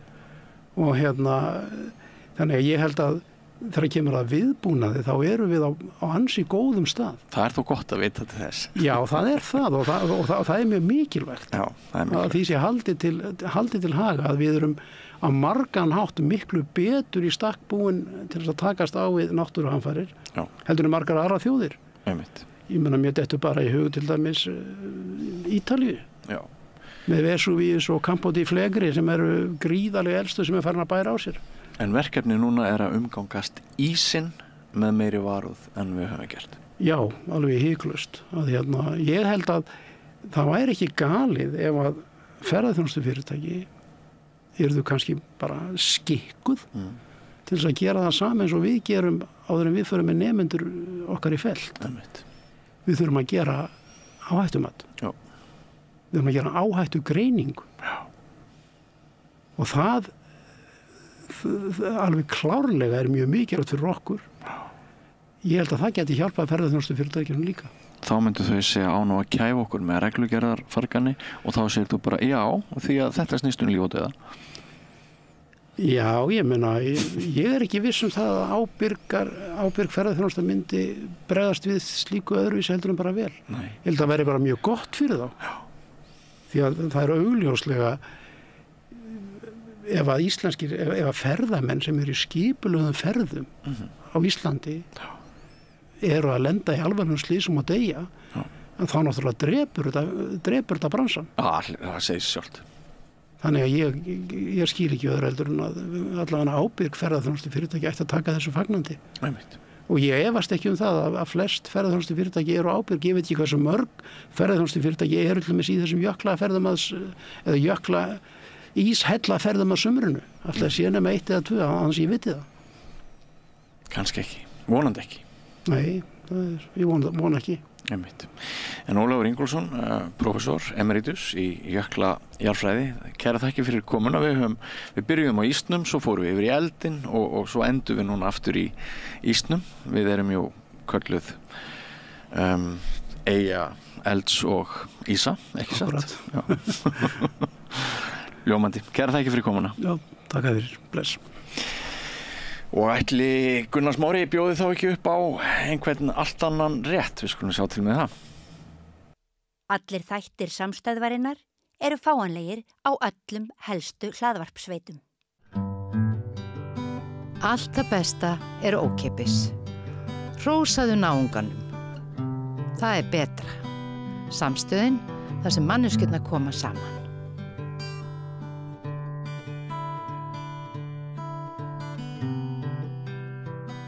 Já, við ætlum aðeins að ræða manngildi Íslendinga. Margir sem hafa skoðað tekjublöðin síðustu daga og vikur og sumir súpa hveljur. Það var orðið mikil verðbólga á launum frá ári til árs, telja margir og meðan sumar stéttir skara elda sinni köku sem aldrei fyrr, þá eru náttúrulega aðrar við hungurmörkin eins og gengur og gerist. Nú, það ekki langt síðan gaus upp svolítið rifrildi það að menningarmálaráðherra Lilja Alfreðsdóttir, hún boðaði og kom í gegn breytingum á listamannalaunum og í tekjublaði Heimildarinnar skrifar Margrét Tryggvadóttir, formaður Rithöfundasambandsins, grein, svona getum við sagt, listamannalaunum til varnar og bendir á að ekki sé allt sem sýnist í þeim efnum, en það síðasta rifrildið listamannalaunin varð einmitt þegar nýtt frumvarp fór í gegnum þau og viðskiptaráð og fleiri telja að þarna sé bara verið að brenna peninga, henda þeim á glæ. Og Margrét komin hingað, velkomin. Takk fyrir. Sko, þetta það sem að þú segir í þinni grein, það eitthvað sem ég held að allir viti ekki, að við erum að tala verktakagreiðslur. Já, þetta nefnilega að þetta heitir listamannalaun. Já. Þá gerir fólk náttúrulega ráð fyrir þetta laun. Þetta ekki launagreiðslur heldur, þetta verktakagreiðsla. Já. Og eins og þetta núna og það ekki að koma til hækkun nema bara þessi vísitölu hækkun. Já. Þá þetta 538.000 sem gerir þegar þú ert búin að borga þína skatt og skyldur og tryggingagjald og lífeyrissjóðsgreiðslur og mótframlagið og allt þetta, að þá ertu undir lágmarkslaunum bara á lægsta eflinga. Þú komið niður í 300... Já, ég man ekki alveg töluna, ég reiknaði þetta út. En þetta töluvert undir. 384.000. Já, sem að þetta í rauninni jafngildir í launagreiðslu. Já. Svo það náttúrulega, fyrst, mér langar samt að segja, að því að í þessari grein ég svolítið að fara yfir þetta og útskýra, hvað þetta og þú veist, ég meina þetta ofboðslega eftirsótt.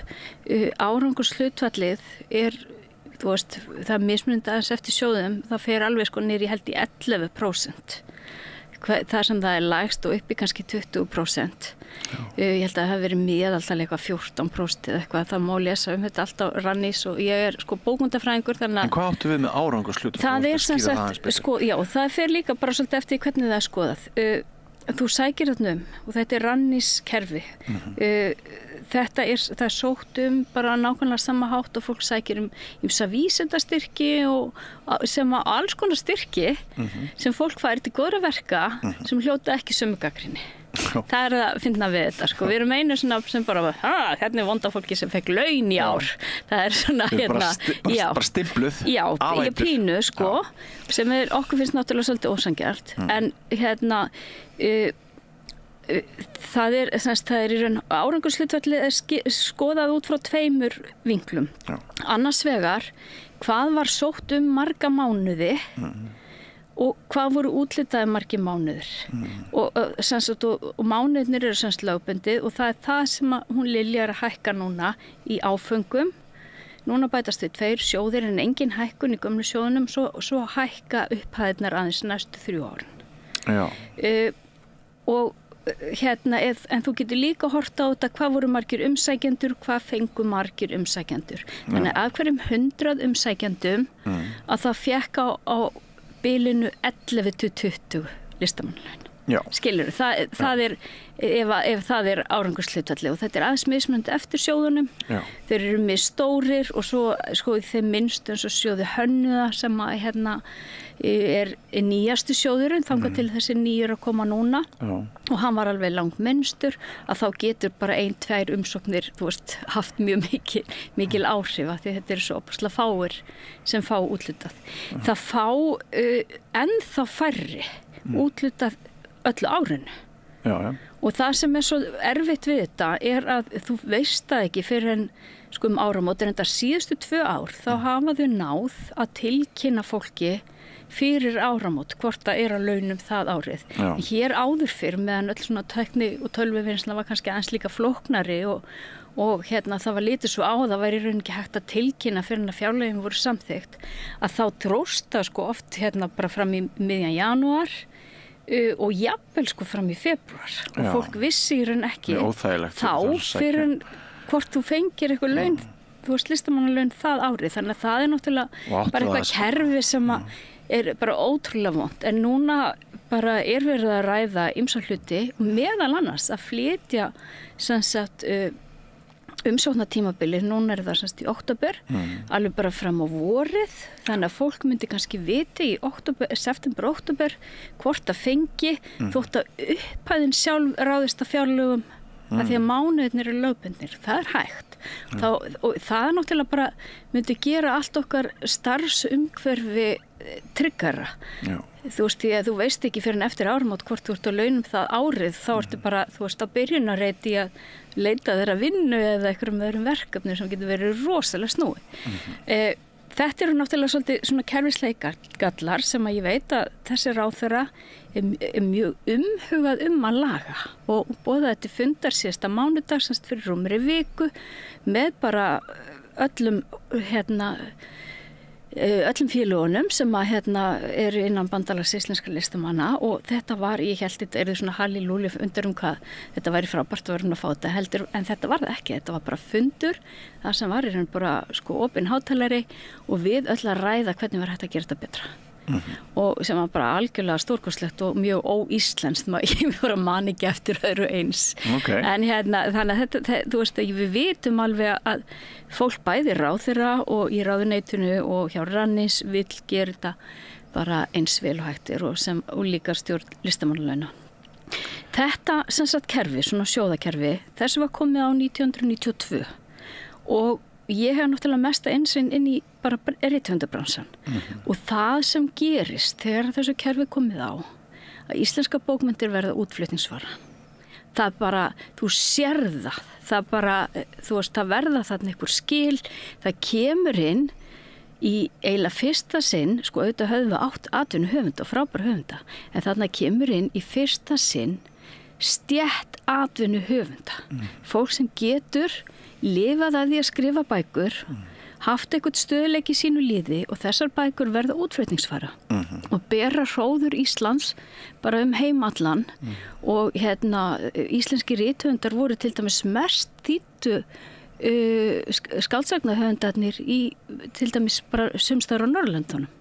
Þannig að árangur Íslands, og þetta fyrir alla glæpasöguhöfundarna sem í raun kannski ekkert inn í þessu kerfi, en riður brautina fyrir þá og aðrar íslenska bókmenntir, líka þá sem hafa ekki notið listamannalauna í sínum störfum. Já, þannig að af þessu getur mælt árangurinn. Bara algjörlega og þetta, þú veist, við getum kvartað yfir hvað þetta eru fáir mánuðir, við getum kvartað yfir hvað þetta eru lág laun og hvað við höfum það í raun að vera skýtt og bara, ég þekki eiginlega enga jafn fátæka á listamenn. En þetta er hörð samkeppni þetta er hörð samkeppni fátæktargildur. Já, svolítið, þetta er nefnilega hörð samkeppni fátæktargildur, en þetta er súrefnið okkar. Já. Og án þessa kerfis að það væri bara ekki öll þessi frumsköpun og við, þú veist, ég meina við eigum svo stórkostlega listamenn sem hafa, eru löngu, sem hafa byrjað sín skref í þessu kerfi og þetta eru greinarnar mjög mismunandi eftir hvort, þú veist, fólk þarf í raun að hafa eitthvað grunn eða hvort að þú veist, það getur bara eitthvað í norðið Hildur Guðnadóttir og verið bara eitthvað staðar og og unnið fyrir hæstbjóndur, skilurðu. En við eigum, þú veist, þetta er grunnurinn. Já. Og þetta er í raun og veru bara undirstaðar allra listsköpunar á Íslandi og menningarstarfs. Sumir þarna úti telja að það sé lítil eftirfylgni með því að það sem þú segist ætla að gera það verða veruleika en væntanlega það þannig ef þú færð listamannalaun til 6 mánaða, þú ert búin að selja dómnefndinni þá hugmynd að þú ætlar að skrifa barnabók stelpur sem fer til tannlæknis og Ég myndi aldrei fá listamannalaun út af það. En já, ég skildi, það er einhver hugmynd. Þú þekkir það betur en ég.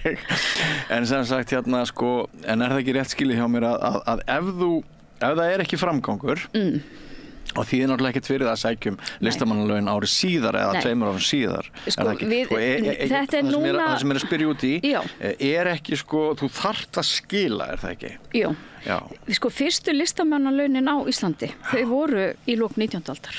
Við höfum verið að styrkja listamenn síðar. Hér á árum áður var það Alþingi sem var að gera það og þetta svo, fyrst var það held ég frekar hlutlaust og maður viti það svo sem ekki, en svo var þetta bara við, þú veist, Framsóknarflokkurinn átti sína listamenn og þú veist, við þekkjum stórkostlegu sögu, inngripa Jónasar frá Hriflu og allt það. Já, hann brjálast, hann er búin að vera til dæmis Laxness, mjög rausnæli laun, svo skrifa Laxness bók sem Jónasi hugnast ekki og þá vil hann náttúrulega svipta hann laununum og þetta hefur oft verið mjög pólitískt. Þetta var gríðarlega pólitískt. 1992 þegar þessu sjóðakerfi komið á, þá var það ekki hjá Rannís, heldur bara hjá sér dæmi. Þá var ennþá mjög miklar svona, og meðan að það kerfi var í líði, já það fá alltaf sömu, það er alltaf sömu í nefndunum og annað. 2009 er lagt fram frumvarp sem að verður að lögum held ég 2010 og í raun tekur þá gildi 2011 því að þú veist þetta er alltaf árið eftir. Þannig að fyrsta útlutunin eftir því kerfið 2011 þá er þetta fært til Rannís og utanum þetta núna er og það var ekkert verið að hreyfa við því að það er allt bara nákvæmlega sambarlegt við aðra samkeppnisstyrki á öllum sviðum og þú veist, ég menna styrki sem við erum að veita til alls konar nýsköpunarverkefna og í raun er þetta nýsköpunarverkefni. Kantar það klíkuskapurinn minna núna en áður? Já, bæði og fyrsta lagi í lagasetningunni þannig 2009 þá er það tryggt að úthlutunarnefndirnar eru róterandi. Það getur engin verið lengur en í 3 ár. Þannig að þetta er ekki alltaf sama fólkið að veita skilur. Það er tryggt að þetta sé í raun jafningamat. Það er gert með því að stjórnir félagana velja fólkin.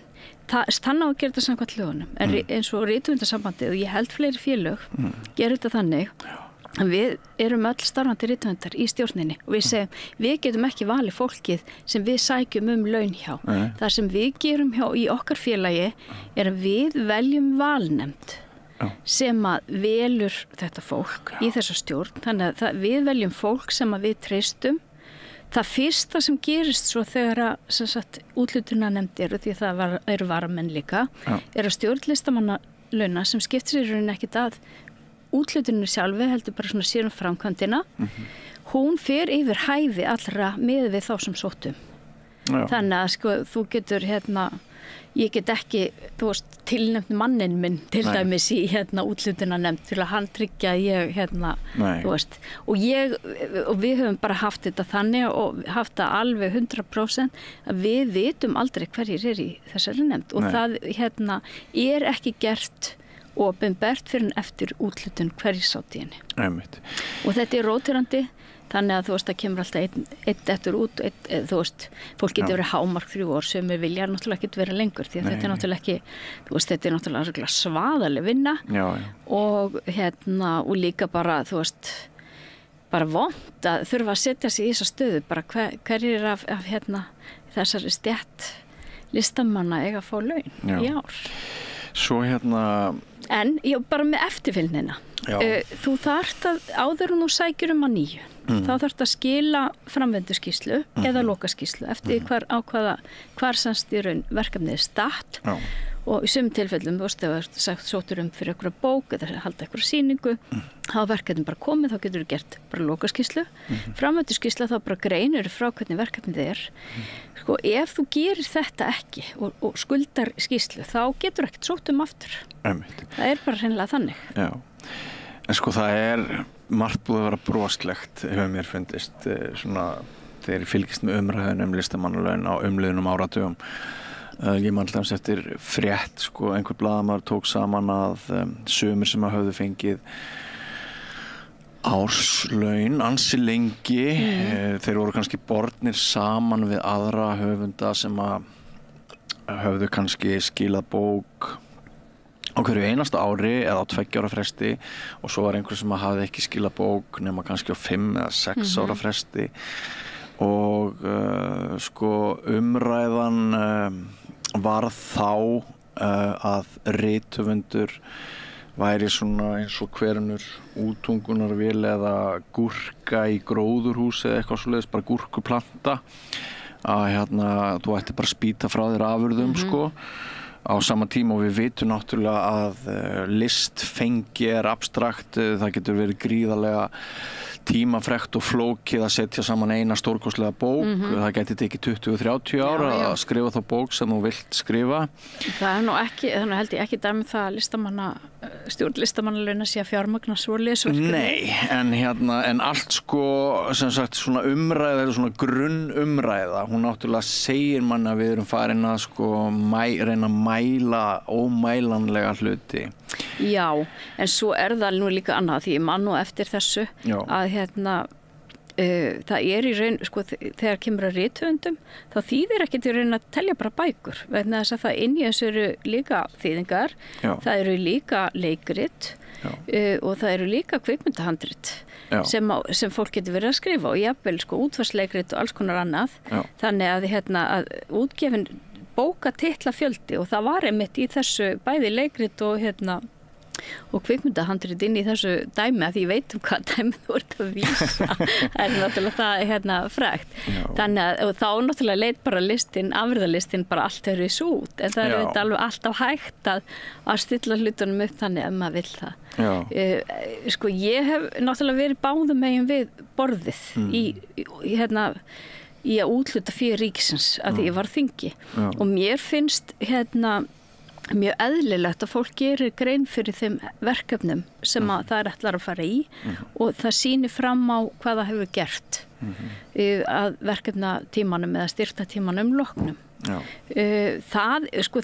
Sumum finnst að þegar fólk er bara hafa algjört listrænt frelsi en núna er þetta komið inn í þennan rannísfasa og sumir eru bara algjörlega höfundar til dæmis á móti því finnst bara að þeir eru að geta sýnt þau eru svolítið bakklistan sem sjáðu ég er að gera þetta bara hvað ég gerir næst, það bara fyrir að ég komið þetta í hug.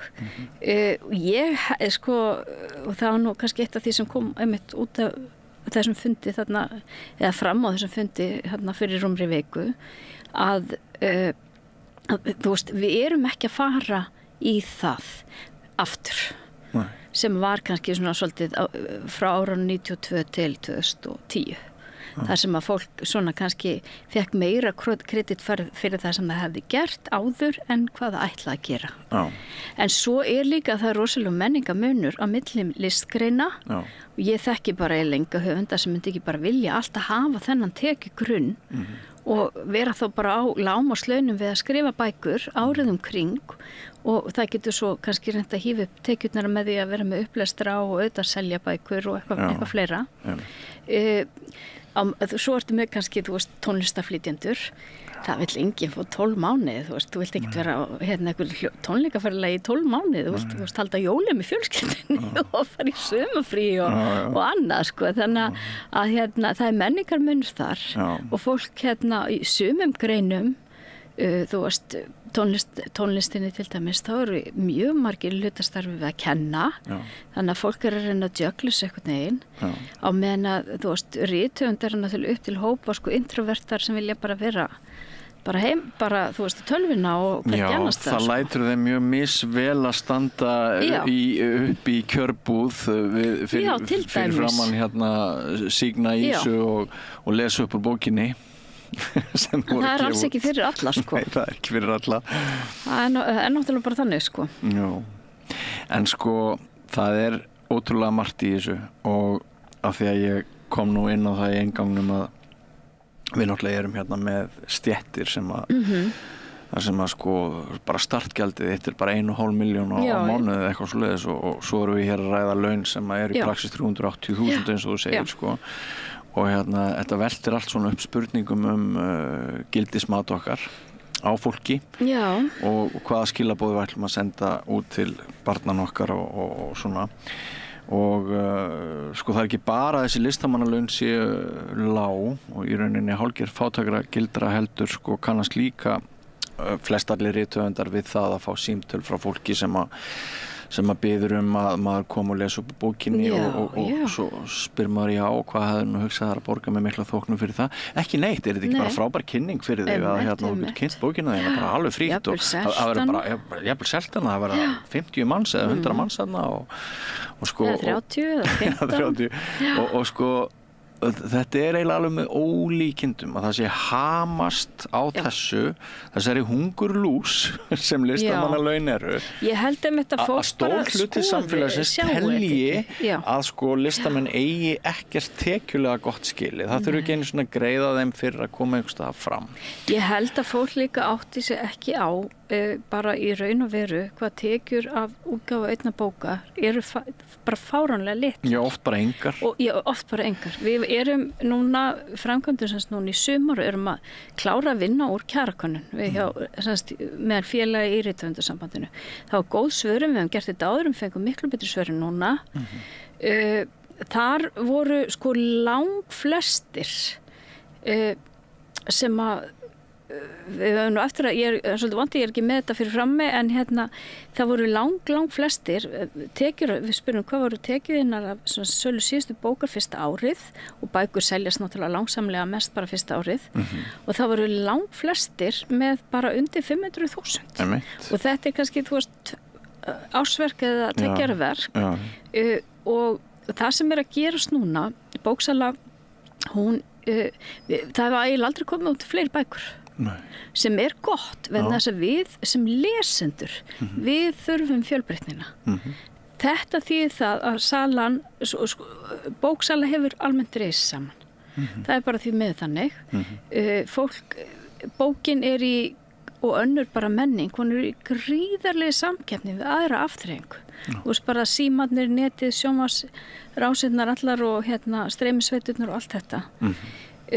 Þannig að fólk hefur minni tíma til að lesa og þau kaupir síður bækur. Mjög stór hluti af lestri fólks að færast yfir á streymisveitur. Fólk að kaupa sér áskrift af streymisveitur og ég skil það mjög vel. Það dásamlegt að hafa hljóðbók í eyrunum þegar maður í göngutúr eða vasku upp eða labba með hundina, hjóla í vinnuna eða eitthvað. En tekjur höfunda af þessu, þetta í raun bara alveg eins og þegar tónlistin fór úr eintakasölu yfir á streymið, en tónlistafólki getur haldið tónleika. En við erum hann í Bónus að lesa ljóð hjá Signu Ísunni, skilurðu. Þetta bara ekki, það engin hefð fyrir því að fólk borgi sig inn á bókmyndaviðburði og bókmyndir eru svolítið svona, þetta svona svolítið sérherbyggi. Þú vilt vera bara einn með þinni bók og hugsa, lesa hún á þínu hraða eða hlusta á hana og íhugana sjálfur, svo viltu kannski fara í eitthvað klúbbor eða í einhverju félagi við aðra sem hafa líka lesið bókina. En athöfnin miklu meira prívat og persónal en að hlusta tónlist. Þannig að aðstæður okkar til þess að afla annarra tekna til að vega upp á móti minni eintakasölu, þær eru bara, við höfum bara eiginlega enga möguleika. Nei, og sama tíma og þetta svona, þá erum við eiginlega öll sammála það að það sem að gefur kannski lífi okkar svona utan fjölskyldu veraldarinnar mesta fyllingu, það kannski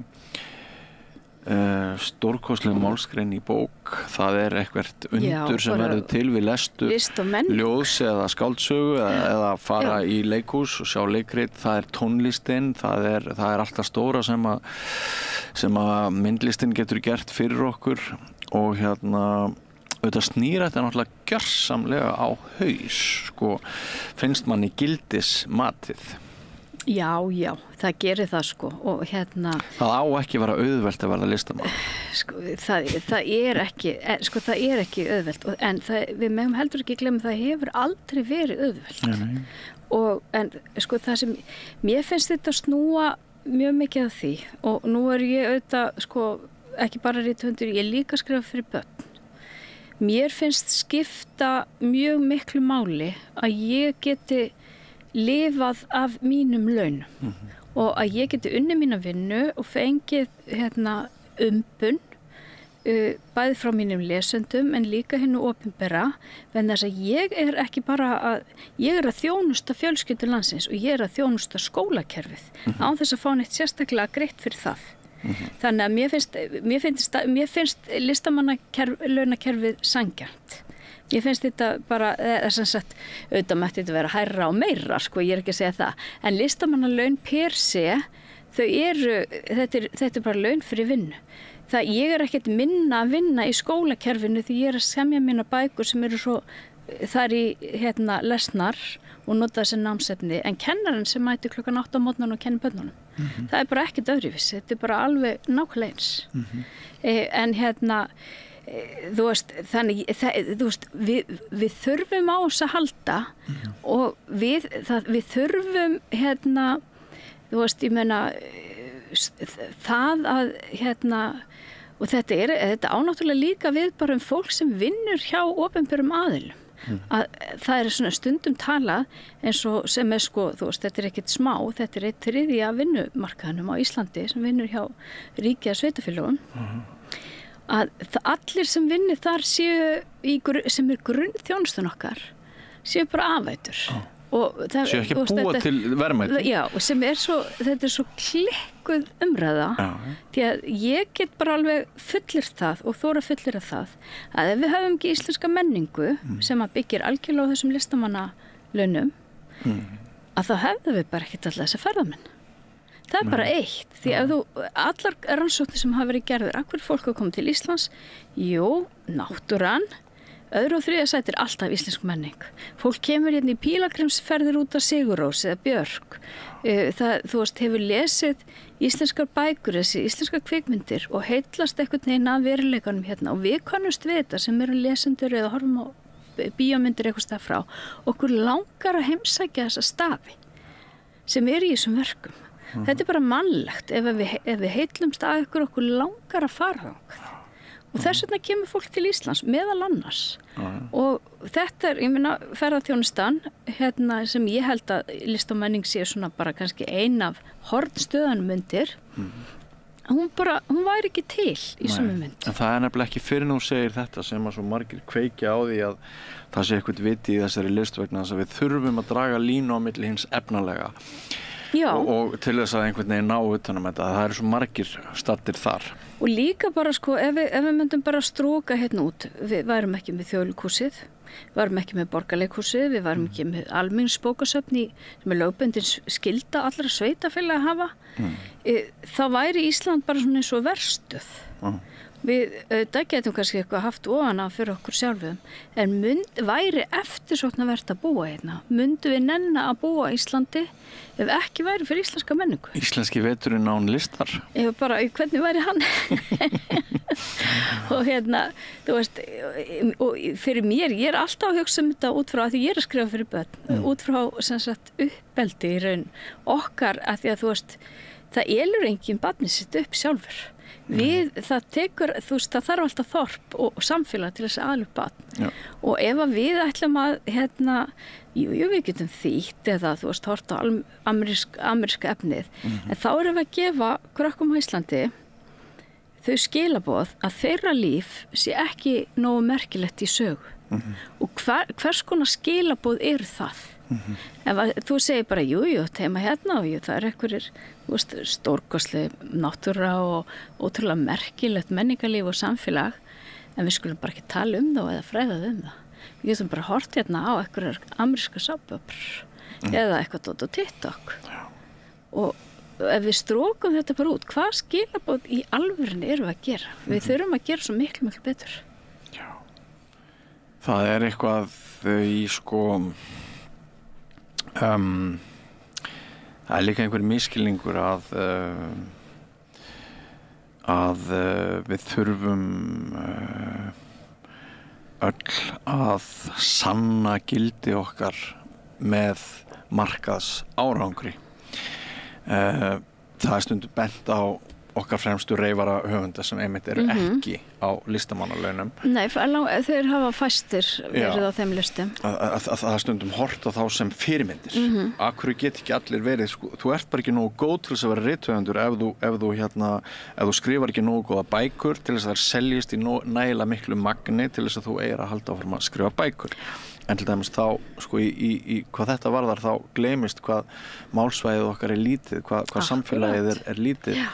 Og það náttúrulega ekki vinnandi vegur að hugsa það sem við erum að ræða hér bara út frá markaðshagsmunum. Nei, en markaðurinn getur alveg unni með okkur og það er frábært að íslenskir höfundar og þetta eru náttúrulega auðvitað glæpasagna höfundar en þetta eru líka, höfundar ég minna eins og Jón Kalman, Auður Ava, Hallgrímur Helgason hefur á mikilli siglingu núna í útlöndum með 60 kíló bækurnar sínar.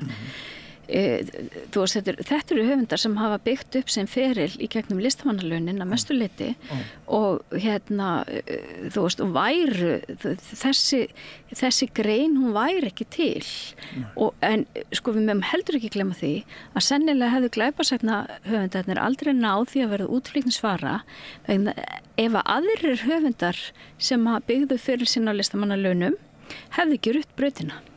Þá hefði bara ekki verið þessari kanalar. Þá hefði ekki verið þýðendur yfir reyndir þýðendur því að þetta byggir þetta byggir óbærslega mikið á því að eitthvað fólk klárt fólk í útlöndum geti þýtt íslensku höfunda yfir á sitt tungumál.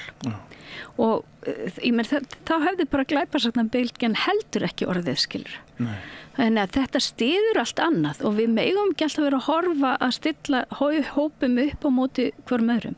Og svo það náttúrulega líka bara þannig að listamenn hafa þeir vita að listamannalaun eru takmörku gæði og það hefur ítrekað gerst að höfundar sem hefur gengið bara sérlega vel árið undan hafa ekki sótt til þess að gefa bara sína mánuði til annara.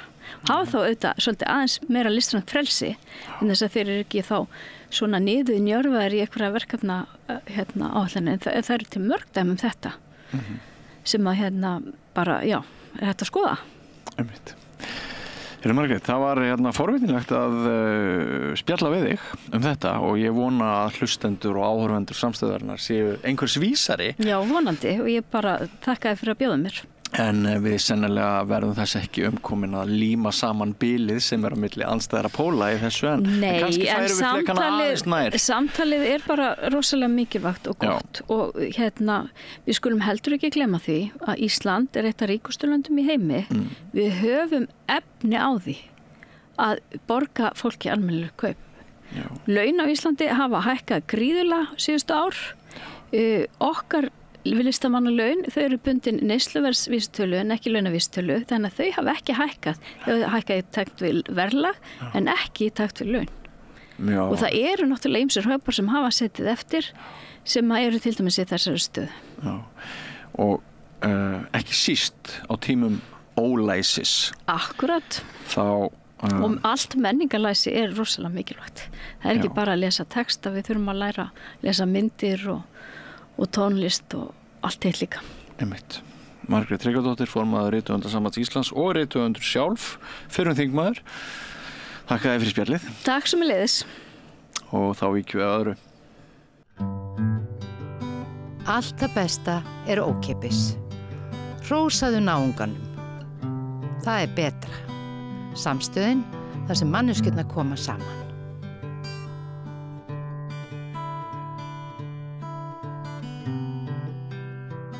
Já, við vorum svolítið í síðustu viku að ræða svona kynusla. Ég fekk fólk af alls konar kynum til þess að ræða kyn og svo kom hún Auður Styrkasdóttir og sagði okkur frá Þuríði formanni sem var kona sem gekk í karlmannsbúningi. Og í því samtali kom fram að Guðrún Sveinbjarnardóttir, dóttir Sveinbjarnar Egilssonar á Bessastöðum, systir eða bróðir, Bryndís Gröndal. Þar var skemmtileg svona kynusla-saga sem að Soffía Auður Birgisdóttir hefði týnt saman og skrifað greinum og þú ert hingað komin. Já. Þetta svo skemmtilegt efni að við viljum halda áfram.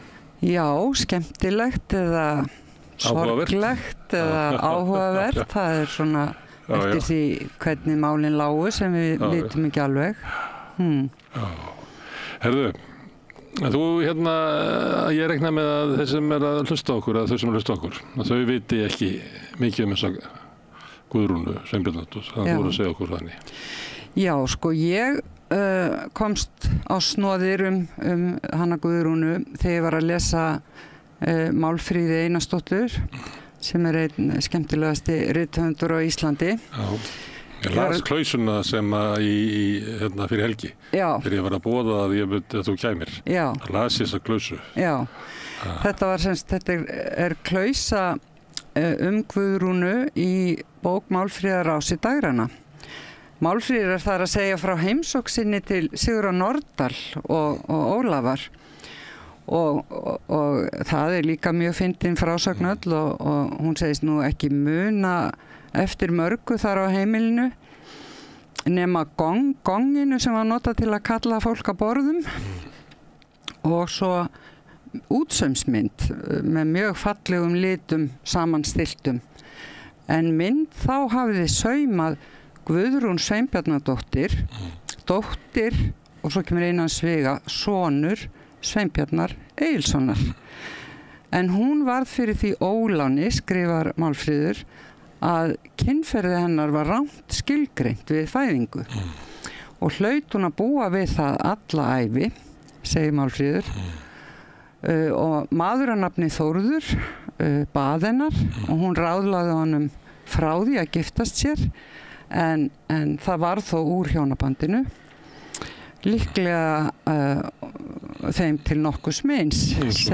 eins og hún segir en svo bætir hún við það sem náttúrulega einna athyglisverðast að Þórður sem að Guðrún giftist hann var prestur í Otradal og hjónabandi var reyndar mjög erfitt og endaði með því að Guðrún hljóp frá honum eins og sagt en Málfríður skrifar sem sagt vinnukona á prestssetrinu í Otradal kenndi prestfrúnni barn og gat hún ekki borið það af sér og þetta náttúrulega sko mjög skrítið gerði prestfrúin Guðrún Sveinbjarnardóttir vinnukonu á bænum ólétta og hvað þýðir það?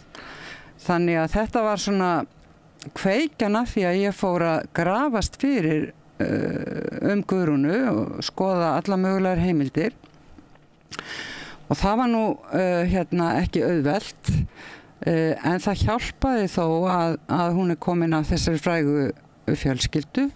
Við eigum náttúrulega heilmikið til Sveinbjörn Egilsson og alls konar bréfaskipti og svo það sem kannski hjálpaði einna mest var það að Jón Árnason, þjóðsagnafræðingur, hann var heimilsfastur á þessu heimili í 10 ár og það eru til heilmikið bréfasamskipti á milli hans og systkinanna.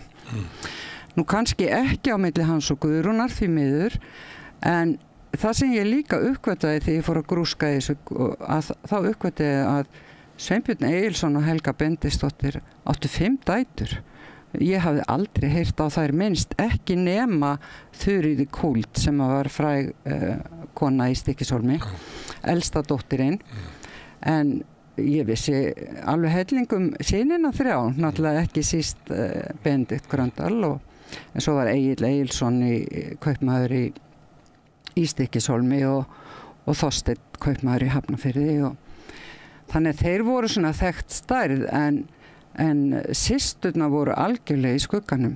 Þannig að þegar ég fór að skoða málið nánar þá kom í ljós að allar þessar systur áttu sér mjög áhugaverðar og í flestum tilvikum mjög sorglegar sögur og þannig að þetta var ég að grafa upp og rannsaka í nokkur ár og skrifaði þessa grein í ritið Guðrúnu, hélt síðan fyrirlestur svona þær allar í Bessastaðakirkju fyrir nokkrum árum og hef haldið fyrirlestur yngstu systurina og svona markmið mitt kannski að svona með tímanum að skrifa bók þessar systur, af því þær varpa svo merkilegu ljósi á kvennasögu hver og eins og þar koma inn í alls konar málefni sem varða konur, til dæmis barnadauði sem var geysilegur á þessum tíma og Þuríður Kúld misti 10 börn og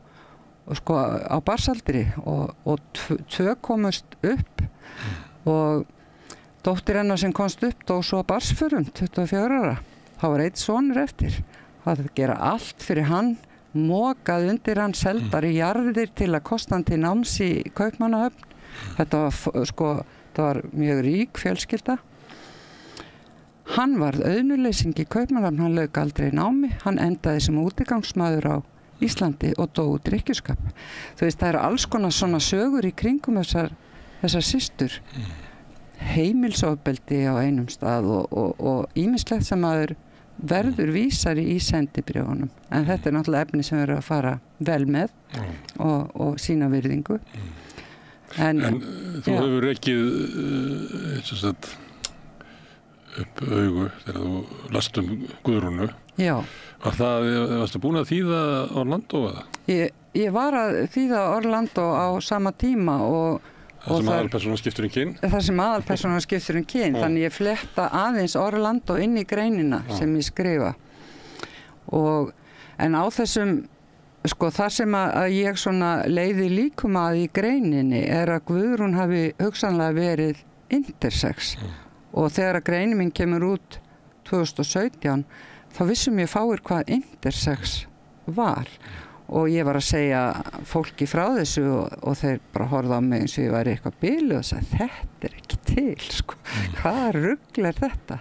En það sem að til dæmis einn intersex möguleiki að barn líti út eins og stúlka þegar það fæðist og kannski fram að kynþroska aldrei, þá allt í einu gerist eitthvað og kemur í ljós að viðkomandi frekar karlmaður og Þú telur líklegast að þannig hafi það verið með Guðrúnu? Já, ef að það rétt að hún hafi gert konu ólíta, þá tel ég það líklegast, af því að það möguleiki.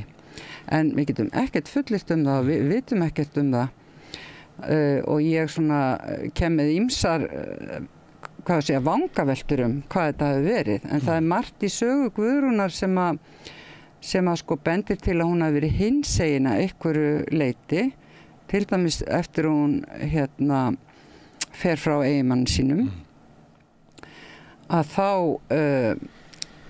á hún í 15 ára sambandi við aðra konu sem að flytur með henni úr Arnarfirðinum og til Stykkishólms eða fyrst til Þingvalla í Helgavarsveit og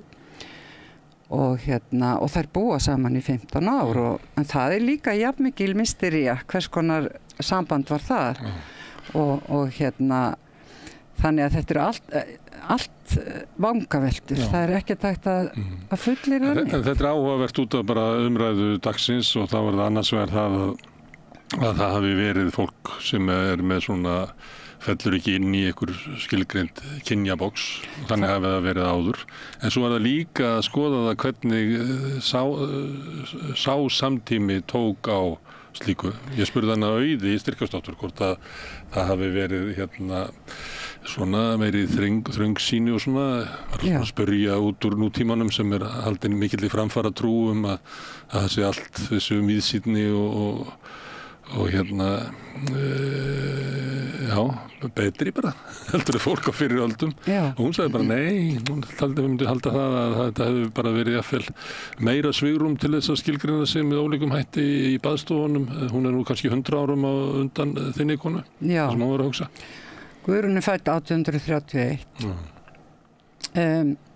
nú veit ekki hvað segja skal en hins vegar ljóst ein sko merkasta samtíma heimildin sem að ég fann voru handskrifaðar prestaævir Sighvats Borgfirðings sem alveg ótrúlega heimild og ég fór í þá heimild af því að hún var gift presti og ég fletti upp á færslunni séra Þórð, eiginmanninn og í fleiri heimildum hann kemur fram að hann átti við áfengisvandamál að stríða. En kallarnir sem skrifum hann, þeir mjög hrifnir á honum. Þeir tala hvað hann var þekktur fyrir að vera aflraunamaður, sterkur og jú, hann drakk og flestir fara svona frekar bara litlum orðum það nema Óskar Klásen í Stykkishólmi, hann segir að hann hafi þjónað Brjánslæk síðustu álin með harmkvælum vegna drykkjuskapar. Drykkjumenn fá oft svona góða rengunir svipað á þeir sem deyja ungir. Það er oft láti með það að hæfileikana sem að síðan drukknuðu í drykkjunni. En Sighvatur Borgfirðingur, hann skrifar færslu Þórð þar sem að hann frekar jákvæður, gagnvart Þórði, hafi verið heljarmenni og allt þetta. En hann var giftur Guðrúnu Sveinbjarnardóttur og hann fer svo slæmum orðum hana að það ótrúlegt að lesa og meðal annars segir hann þeim hafi nú ekki verið barnaauðið og því var það trú manna að Guðrún hafi ekki verið gerð eins og aðra konur og svo framvegis en hún var kölluð graðagudda segir hann og hvað þýðir það á þessum tíma svona seinni hluta 19. öld þegar að konur eru kallaða graðar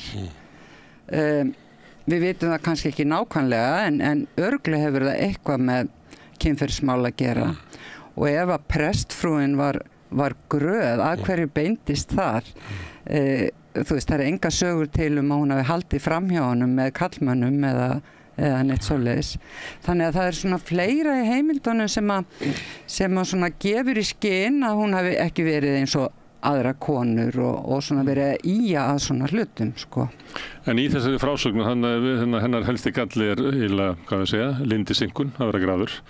Það ekki það að hún sé eitthvað sko afstyrmi eða það sé eitthvað sem eigi að skilgreina út úr samfélaginu.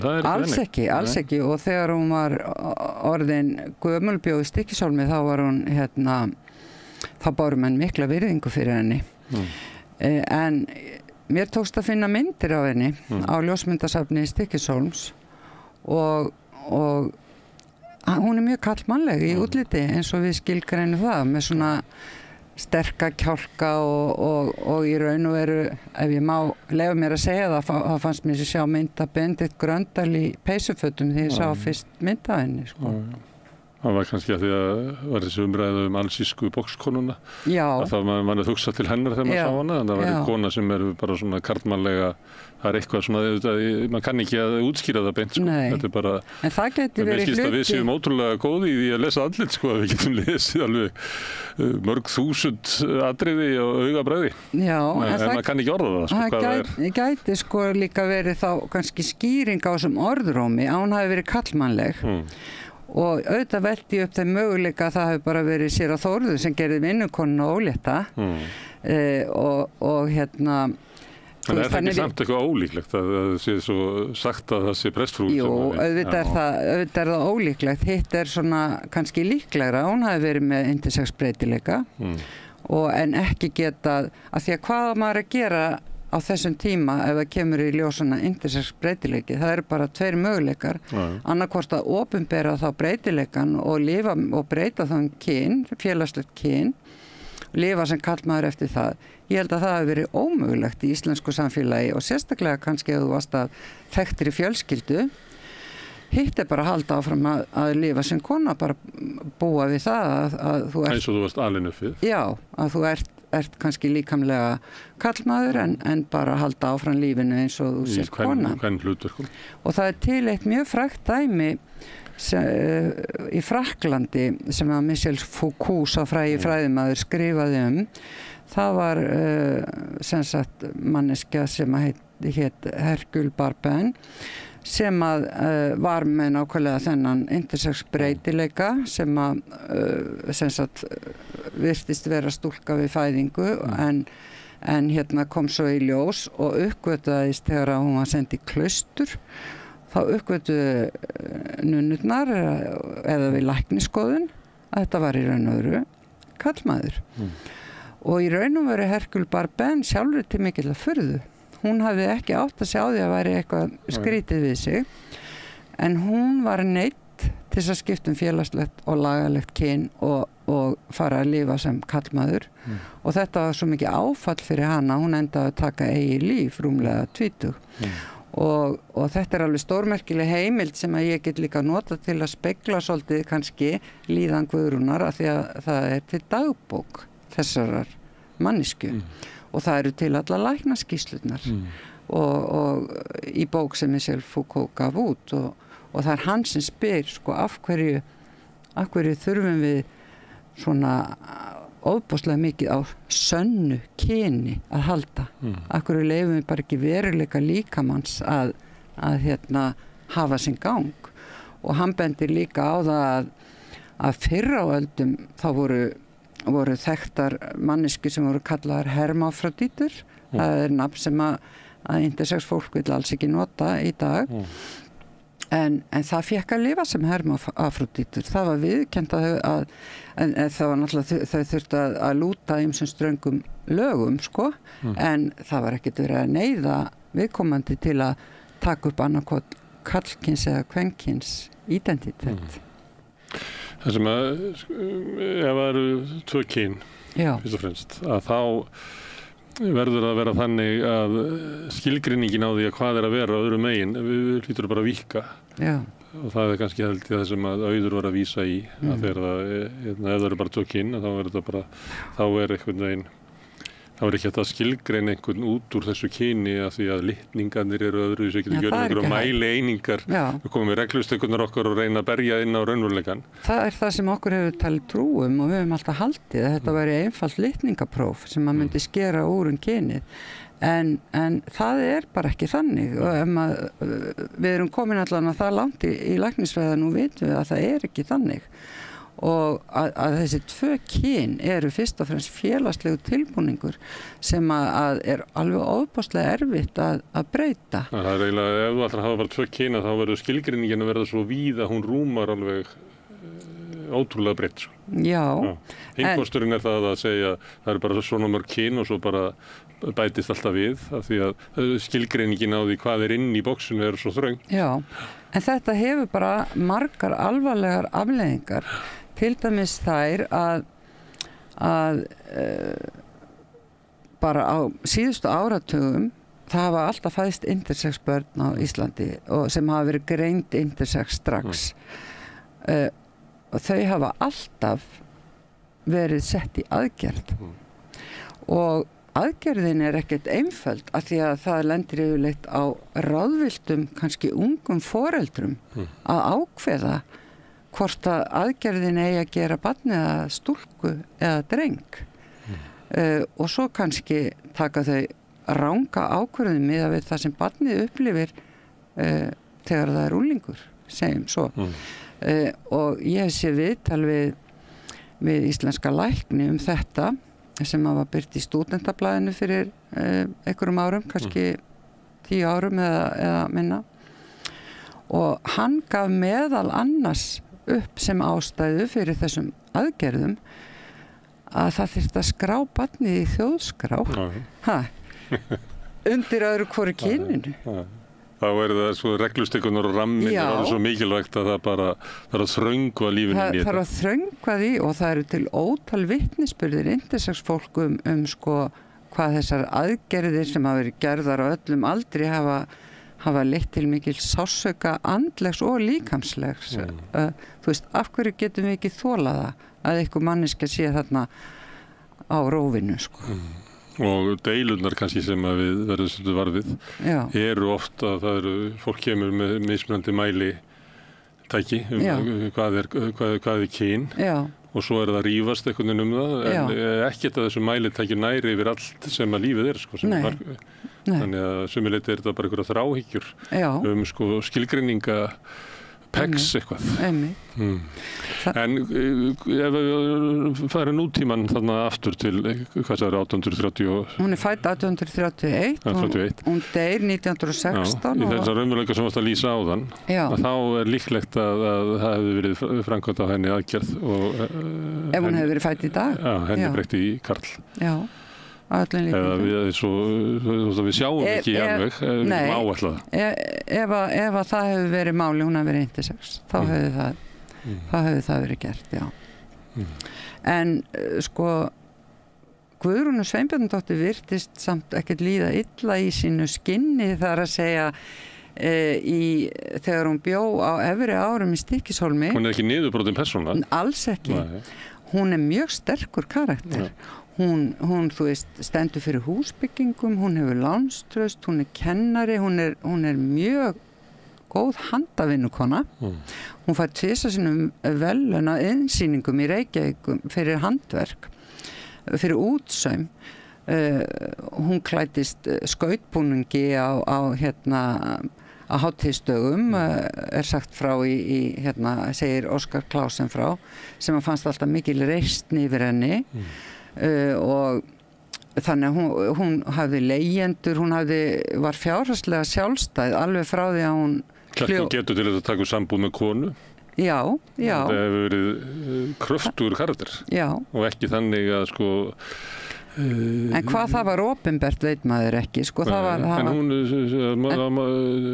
telji það líklegt það þær búa saman í 15 ár við veitum það og það gerðu konur á þessu tíma og enn frekar síðar þó það hafi aldrei verið opinbert sko. en það er ekkert freklega ályktun að ætla nei, alls ekki þetta hafi verið slíkar samvistir þannig að það er ekki það hvernig sko, hún af Guði gerð eins og sættir sem að dregur hana niður og ekki samfélagið á þessum tíma virðist ekki hafa gert það nema náttúrulega með svona og mér finnst það áhugavert að þegar það verið að hnýta í hana þá var það gert þá voru hún kolluð sko gröð það ekki einhvers konar frávik og svo skammar Sighvatur hana líka Sighvatur Borgfirðingur fyrir að hafa farið með mikið fé með sér þegar hún skildi þegar hún hljóp frá eiginmanninum en það sýnir okkur líka að hún var bara ákveðin og vildi kannski fá sinn hlut úr hjónabandinu en hins vegar finnast hvergi heimildir að þau hafi sótt lögskilnað en það var það meiri hátta mál á þessum tíma Það hægt að leita í sáttabókum, þú veist hvort að því að hjónaskilnaður þurfti alltaf að fara í sættir áður og svona, það engin merki það. Þannig þú skildi ekki? Hún skildi ekki, nei. Og þegar að séra Þórður dó út drykkjuskap væntanlega, að þá fekk hún í einhver ár eknabætur, já. Það líklega ekkert eftir hann hefur að drekka allt út. Já, það hugsa ég. En þú ert sérfræðingur í svona kynusla eftir að hafa þýtt Orlando og eftir að vera að skrifa þetta Já, ég myndi ekki segja að vera sérfræðingur en ég hef kynnt mér það alveg eins og ég mögulega gert. En mér langaði svona bara... Og ég ætla líka að segja eitt, að því þú varst að tala hérna meðalans við Kitty Anderson. Já. Að hún lasið yfir fyrir mig greinina og svona var mér ráðgjafi í skrifum intersex. En það var kannski ekki rétt mér að segja að vera svona sérfræðingur. Mér langaði að spyrja þig bara þessa umræðu sem og það er svona meiri hiti í umræðu svona öll transmál núna, heldur en að til dæmis málefni samkynhneigðra. Já. Ég mér langaði að vita, ekki sem sérfræðingur, heldur bara svona sem áhuga manneskja og borgari, svona hvernig slæris umræðu þig, svona, áttar á þig, í hverju hitin liggur? Af hverju svona mikil hiti í þessu? Það virðist bara alltaf vera að fólk sé hrætt við það sem það þekkir ekki. Mér óskiljanlegt af hverju fólk getur verið á móti transfólki, hvernig þetta vera á móti því hvernig aðrir eru. Það get ég alls ekki skilið, sko. Og mér finnst það mjög bara sárt að sjá það, sko. En ég held að hljóta breytast eins og við vitum að samkynhneigðir mættu miklu mótlæti þegar þeir voru að berjast fyrir sinni réttindabaráttu. Og þeirra baráttu var löng. Já. Við gleymum því kannski í stundum. Já, en nú var ég hérna í Reykjavík á hinsegin bókmenntaþingi og þar var alls konar áhugaverð umræða og það sem kannski snertir mig mest í þessari umræðu, það spurningin það hver hefur leyfi til að tala transfólk. Má ég sem gagnkynhneigð sískona, má ég skrifa Guðrúnu sem eða má ég skrifa transfólk? Þú getur skilgreint það sjálf, þá spyr ég þig bara á móti, máttu skrifa þetta? Sko mér finnst það, en það nefnilega ekki allir af því. Nei, það alltaf þannig, sko. Já. Þannig að þetta verið að segja að maður megi tala eitthvað. Já. Þá það bara einhver hérna út í bæ sem segir að þú eigir ekki að gera það. Já. En það ekki eins og hafi komið ordrur frá einhverju málfrelsisstofnun. Nei, en þetta svona kannski það sem að sko ég hef þú veist ég á trans skildmenni og hef bara þú veist ég skil ekki fordóma gagnvart transfólki en þetta hvort að einhverju skuli vera á þeirri skoðun að ég eigi ekkert að vera að tala þetta af því ég þekkit ekki á eigin skinni það finnst mér svolítið erfitt. En að sömuleyti getur svo gagnrýni verið svona skiljanleg svona að umfjöllun þeirra sem að ég kvarta stundum yfir því í fjölmiðlum að það sé alltaf verið að tala við fólk sem vita fátækt, aldrei tala við fátækt fólk. Já. Þú kannast við þetta. Já. White man's burden, það sem að sko fólk í Afríku alveg að klebræra yfir öllu þessari visku hvítra manna hvernig að vera svartur. En þetta var tekið fyrir þessi umræðu hérna á þessu þingi á svona svokölluðu langborði. Ég held að niðurstaðan hafi verið svo að það sé gott að fólk sem að getur tjáð sig og í stöðu til að tjáð sig að það kannski dragi fram sögur eins og sögun hennar Guðrúnar af því það eru svo margir kannski sem tilheyra hópnum sem eru bara ekki í þeirri stöðu til að tjá sig þetta þannig að ég held að það nú verið niðurstaðan sko. Og nýti kannski tengslanett sitt til þess að koma málinu. Já. Á dagskrá. Já. Ég hef stundum nefnt það svona í sósíalískri hreyfingu að hún verður alltaf knúin áfram á þeim sem að verða mest fyrir barðinu á óréttlæti samfélagsins. Það eru þeir sem að munu breyta ykkur. Já.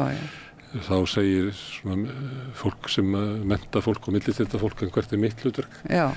þá segi ég ímyndaði bara byrjunin á Mississippi Burning sem er það sem að hún byrjar á því það eru 2 hvítir gyðingastrákar sem að taka rútuna og fara til Alabama. Já. Hvert var þeirra hlutverk í þessu? Þeirra hlutverk var að segja söguna og koma því í New York Times sem að svarta fólki gat ekki. Sem var ansi mikilvægt þau voru ekki til þess að leiða baráttuna, þau voru ekki að fara að leiða baráttuna. Þau höfðu sko vissulega ómissandi hlutverk. Já, nákvæmlega. Þannig að þetta er hlutverki sem að þeir sem eru nálægt einhverju svona baráttu en þegar kemur að raunverulegu réttindabaráttunni þá verður hún náttúrulega að vera knúin áfram af þeim sem að þekkja þetta á eigin skinni. Já. En kannski að því þú varst að spá í svona kynusla að fyrra á öldum þá er náttúrulega, hef ég rekist á fleiri dæmi og það er til dæmis einn frægur sagnaþáttur eftir Tómas Guðmundsson og Sverrir Kristjánsson sem að eða í þeirra safni sem að hefur yfirskriftina Guðrún Kallmaður og henni hefur stundu verið rugla saman, það er önnur kona, Guðrún var nú algengasta og er algengasta kvenmannsnafn á Íslandi en það var einmitt, hún var kölluð karlmaður að því hún var karlmannleg, að því hún gekk í karlmannstörf, einmitt var sjómaður og þótti mikil sterk, já mikil karlmenni og þetta er mjög skemmtilegur sagnaþáttur og meðal annars er sagt frá því að faðir hennar, hann átti nokkur lausaleg spönn, hann gekkst við þeim öllum nema henni, hann vildi alls ekki gangast við henni, samt var hún eins og snýtt út í nösinu á honum hvað útliti og atgerfi snerti, en þá var þetta viðurnefni sko og ég hugsa að margar konur hafi fengið þetta viðurnefni bara ef þær voru ekki nógu kvenlegar sko, ekkert með kannski líkamsgerðir að gera sko. Já, eins og kallanir sko, var einhver kallað nonni píka og svona, ef voru kvenlegir eða eitthvað hátt sko, eða bara mjóróma eða eitthvað sko. Já, nákvæmlega. Og þá var inn í því felst eins og sé einhver svona hugmyndum, einhver svona kvarða eitthvað. Já, nákvæmlega. Að við ferðumst frá því að vera sko últrakonur yfir últrakarlar og erum einhvers stráð í bíli, sem ég held að sé nú kannski ekki kvarðið sem að virkar. Nei. En hann er víða í menningunni. Hann er það, já. Og mörgum er eitthvað, virðist vera mjög ógnað að það sé vera að reyðila þeim kvarða. Já, sem er þannig að kynhlutverk, að þau séu svona eitthvað grundvallaratriði, að þegar það einhver uslar því til, alveg bara þegar konur komu fram í kvennabaráttunni og afþökkuðu það hlutverk sem að þeim var falið og vildu gegn einhver öðru hlutverki, að þá komið sér stormur, að sama þegar samkynniði koma fram og raska þessu og þá kemur stormur og núna kemur transfólki fram og þá er aftur stormur, þannig þá er það, kannski ættum við að skoða það sko hvers vegna sko hlutverkið er svona mikilvægt sem kannski hægt að skilja það einkanlega en samfélagslega hvernig sko samfélagi sér mig að ég myndi ætla það að það sé það sem að fólk finnst eins og að það sé alltaf farið til fjandans eða á að raska kynjónum. Nákvæmlega. Það er bara staðreynd. En þeir sem eru sko róttækastir í fræðimenn í kynusla fræðum eins og hinn ameríska Judith Butler sem er mjög þekkt að hún segir bara fullum fetum sko við vitum að kyngerfir er gerfi, það er tilbúningur sem að það er bara ákveðið drag sjó sko en hið líffræðilega kyn er líka tilbúningur hún heldur því alveg fullum fetum fram að það að líffræðilega kyni sé sem sagt bara stúlka, drengur það er bara jafn mikill tilbúningur. Það er svo mikill breytileiki sem að læknisfræðin veitum og er svona smá saman að komast upp á yfirborðið. Já, það líffræðilega þá endur við ekki í 2 boxum. Já. En svo náttúrulega eru kynið svo þrungin hugtök að þetta er stúlka og það er ekkert smáræðið sem að fylgir því. Sem að fylgir því, já. Það er miklu meira heldur en eitthvað svona líffræðileg. Já, nákvæmlega. Það er gaman að tala um þessi mál og gaman að lifa tíma þar sem að þessi mál eru upp á borðum í umræðinni. Já, og þeir sem vilja lesa greinina mín Guðrúnu, hún er í ritinu, tímariti Hugvísindastofnunar frá 2017 og hægt að bara googla titilinn, hið sanna kyn eða veruleiki líkamanns. Sofía Auður, kæra þakki fyrir að koma hingað. Takk. Og við ætlum að halda áfram hérna við Rauðaborðið að reyna að skilja þetta samfélag, söguna, heiminn og okkur sjálf. Næsti kaflar eftir augnablik. Þarftu að tala af borgarfulltrúa. Borgarfulltrúar Sósíalistaflokksins eru með viðtalstíma alla mánudaga klukkan 13:30 til 14:30. Það þarf ekkert að bóka tíma, endilega kíkja við í Bólholt 6, 105 Reykjavík. Allt það besta er ókeypis. Knúsaðu vini þína. Samstöðin þar sem manneskjurnar koma saman.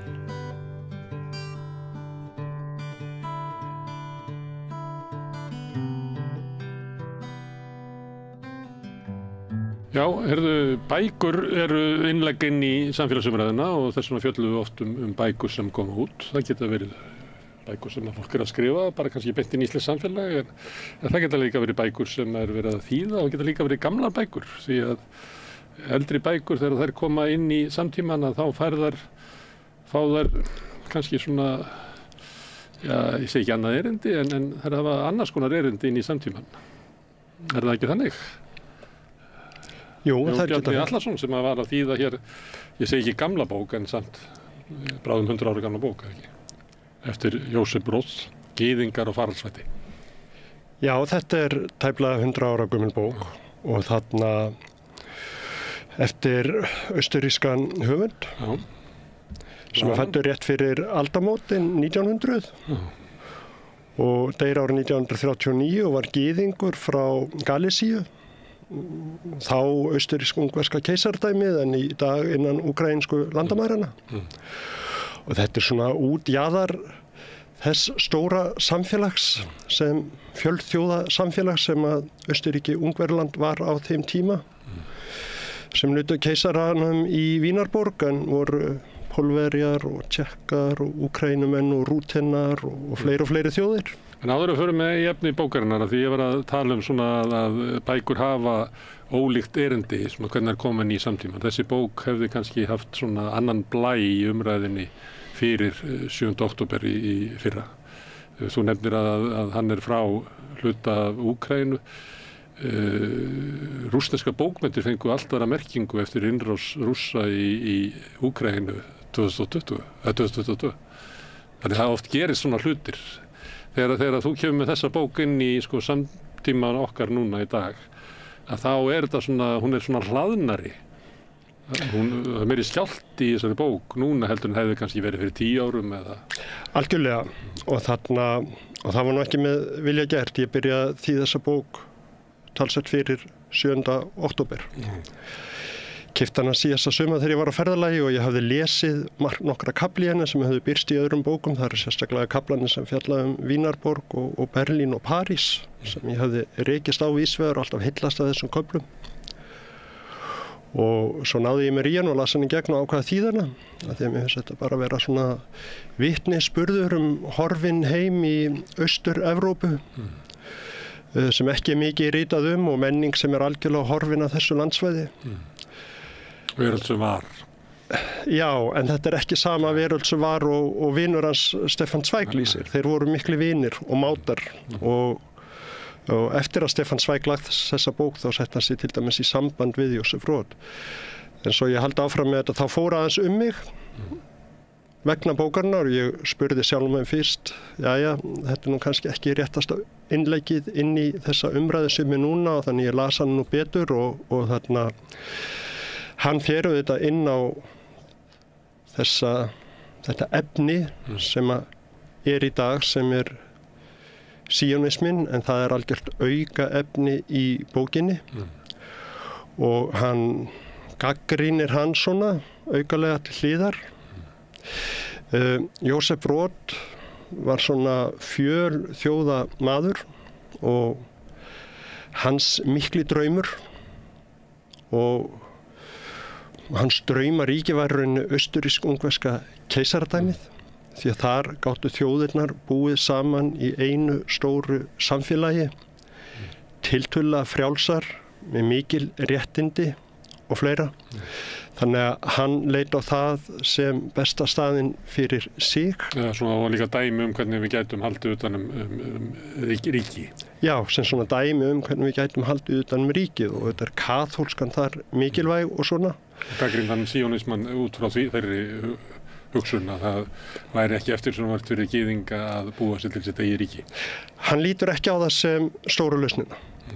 Hann segir mögulega getur það gengið upp og hann nefnir hérna nokkur lönd þar sem þetta var reynt, hvort sem var í Suður-Ameríku eða annar staðar. Hann bendir á að þetta alltaf viss krossför sem felst í þessu. En hann bendir líka á að þetta fólk sem að flýja undan gyðingaofsóknum og vill hætta að lifa í díaspórinu. Því að bara eins og við vitum að það hafa gyðingar í gegnum aldirnar, þeir hafa svo að segja haft það gott í vissum þjóðfélögum og svo verið ofsóttir í öðrum og þetta alltaf bara eftir sögu og tímanum hvernig það er. Við lítum til dæmis á aldamóti 1900 í Vínarborg þar sem þeir eru ofboðslega sterkir og öll svo mikla menning sem kemur frá þeim. Þó svo staða þeirra geti virkað sterk stund, þá hún raunverulega veik því þetta getur breyst að næstu einni nóttu. Gerir það alltaf og hann vanur því og veit öll pógróminn og allt þetta en þetta ekki það sem að hann hyggur að sé besta lausnin því hann auðvitað bara vonast eftir að þjóðirna geti lifað saman í einu ríki. En það samt ekki aðalefni í þessari bók þó þetta vissulega komið til hliðar og hann nefnir upp af síónismann sem rauninni stofnaður af Theodors Herzl í Vínarborg árið 1896 sem minnir. Og fyrir svolítið sigur för og fyrir þann tíma eru líka komnir gyðingar að kaupa land þarna.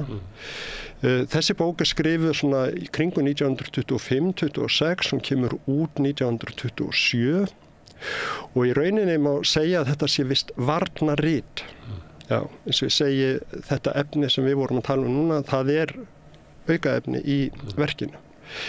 En á þessum tíma mikið af flóttamönnum úr austri. Það sem sagt fátækir gyðingar frá Austur-Evrópu sem að streyma á vissan hátt svolítið til vestursins. Fyrir kommunismann þá skiptist Evrópa líka í austur og vestur. Það bara svolítið þannig.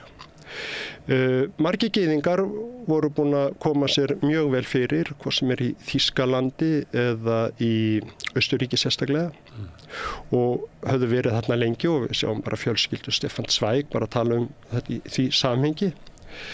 En eftir fylgja, sérstaklega eftir fyrri heimsstyrjöld og eftir byltinguna í Rússlandi, þá verða svolítið ofsóknir í austri og keisaradæmið það fer. Austurríki Ungverjaland hættir að vera og þetta stóra fjölþjóðaríki sem var ótrúlega stórt og rúmaði marga þjóðir, það verður bara pínu lítið eins og við þekkjum Austurríki í dag. Minn en Ísland af flatarmáli og þetta bara hver sem kemur til Vínarborgar hann sér þetta bara höfuborgin allt og stór fyrir þetta litla land því hún svo gríðarleg. Já, það passar ekkert inn í stærðarhlutföllin í dag. En þegar að yfirstjórnin í fjölþjóðaríki fellur, að þá fellur líka oft vend minnihlutahópa sem að geta oft sótt vendina inn í yfir þjóðlega valdið sem að getur oft orðið í þjóðuríkjónum orðið fyrir ofsóknum. Við sjáum þetta bara í Júgoslavíu og þetta getur fundið endalaust dæmi þetta. Já. Og þetta gerist þarna. Þetta gerist þarna og gyðingarnir, ef við lítum á gyðingar sem þjóð, sem ég held að sé alveg rétt, sem trúarlega þjóð og gyðingdóminn per se, svolítið þjóð án lands, þá eru þeir engu að síður öðruvísi þjóð en rútenar og pólverjar og tjekkar og úkrænumenn sem eiga svolítið sín föstu landsvæði innan þessa ríki, höfðu barist áður fyrir vissum réttindum sem að gyðingar gátu líka innan þessa stóra ríkis, en engu að síður hallar undan fæti þarna og það verður það bara og það sem mikla menning í Austur-Evrópu, það sem mikla jiddíska. Það mikill ortodox trúnaður og það má ekki rugla ortodox trúnað, rétt trúnamenn saman við landtökufólkið. Það eru gjör ólíkir hópar því að réttrúnaðar gyðingarnir í sjálfum sér á móti Ísraelsríki og á móti landtökufólki. Og á móti hernaði. Og á móti hernaði, við sjáum núna bara fyrir stuttu það að vera að skylda ortodox gyðinga til að fara í herinn í fyrsta sinn held ég. Og hann kemur úr þessu umhverfi og þetta er mjög skemmtilegt umhverfi, þarna kemur klezmer tónlistin, alls konar svona menning og í þessari bók þá, þetta á þeim tíma þegar eins og sagði þeir verða fyrir, það verða meiri fátækt þarna og fleira og þeir leita til vesturs og það ríkja þá gífurlegi fordómar gagnvart austurgyðingum eins og hann kallaði á í bókinni Ostjúden, ég tala bara austur-evrópska gyðinga eða gyðinga frá Austur-Evrópu og bæði meðal gyðinga sem hafa aðlagast 100% í stóru borgunum, München og Berlín og líka í París og Vínaborg. Og horfa þá á gyðingana úr austrinu sem líkt þróaðri, frumstæðari. Vissulega. Og líka hættan sem að þeir kannski vita í undirmeðutunni að þegar þeir koma með svona meiri gyðingdóm að það marki þá freka frá samfélaginu. Þekkjum þetta alveg í flóttamanna umræði í dag, það fyrsta, önnur og þriðja kynslu flóttamanna frá vissum ríkjum og það stigsmunu þar á og hýrarhýr í gangi. Og þeir líta niður það, þeir eru þá skítugri í raun og veru, þeir eru ekki rakaðir, þeir tala sitt skrýtna tungumál og svona og þessir fordómar breiða svolítið út, þetta líka mikill fjöldi sem kemur og það sem Jósef Brot að gera í þessari bók, hann að reyna að loka á þessa fordóma og réttlæta þessa austurgyðinga sem eru hans gömlu heimahagar og sér í lagi gagnvart vestur-evrópskum gyðingum. Þannig að hann fer ofan í menninguna, hann fer fyrst ofan í gyðinglega menningu í Austur-Evrópu, sögu þeirra svolítið og svo fer hann og tekur heimabæinn sinn Brody sem núna í Úkraínu, búa einhver gyðinga þar lengur, en þetta var áður gyðingabær. Það var bara eitt af bæði þjóðurum og Úkraínumenn. Eitt af þjóðurum og Úkraínumenn. Stökkt og flótta. Já, en það ekki til þessi gyðingdómur í Austur-Evrópu eins og hann var til. Þetta bara, ef við horfum á the Zone of Interest myndina, reykurinn sem lá í loftinu og lyktin sem að tengda mamma Höss flýr á þess að láta dóttur sinna vita, það rauninni bara reykurinn af þessu fólki, austur-evrópskum gyðingunum og það ekki til lengur á þessum slóðum, þannig að á þann hátt þetta horfinn heimur. Já. En þetta gerir hann á býsna skemmtilegan hátt og það að forvitnilegt að borg, það mikið léttúleiki yfir henni og hann notar Juden auf Wanderschaft, hann segir ekki Juden auf Wanderung og Wanderschaft meira svona að vera flökkulíf eða á faraldsvæti eins og ég noti í titlinum. Þannig að hann í rauninni vitnar lítið inn í þessa þjóðsögu sem mikið gyðinginn gangandi. Sem að gyðingar séu dæmdir til eilífsgöngu ferðalag og sem heitir að vísu ólíkt hugtak eftir tungumálum því að í þýsku notað þetta evige júde og líka í dönskunni den evige júde. Og þarna hann brýtur þetta upp með titlinu sem verður svona hress og skemmtilegur, Wanderschaft eins og að vera á faraldsfæti. Eins og þessi valkostur í lífinu. Já, og í raun viss valkostur í lífinu og viss lífstíll og viss gyðingdómur og þannig komu þetta svona tímabil þar sem þetta verður verra. Og ég má svara fyrir okkur Evrópumenn að þá var þessum valkosti var bara hafnað með þjóðríkjunum. Það var bara ekkert rúm fyrir þetta. Nei. Það var einhvert fólk sem að leit svo á að það geti svona valið sér líf og stað og svona án þess að tilheyra þjóðríkinu og vera... Nei.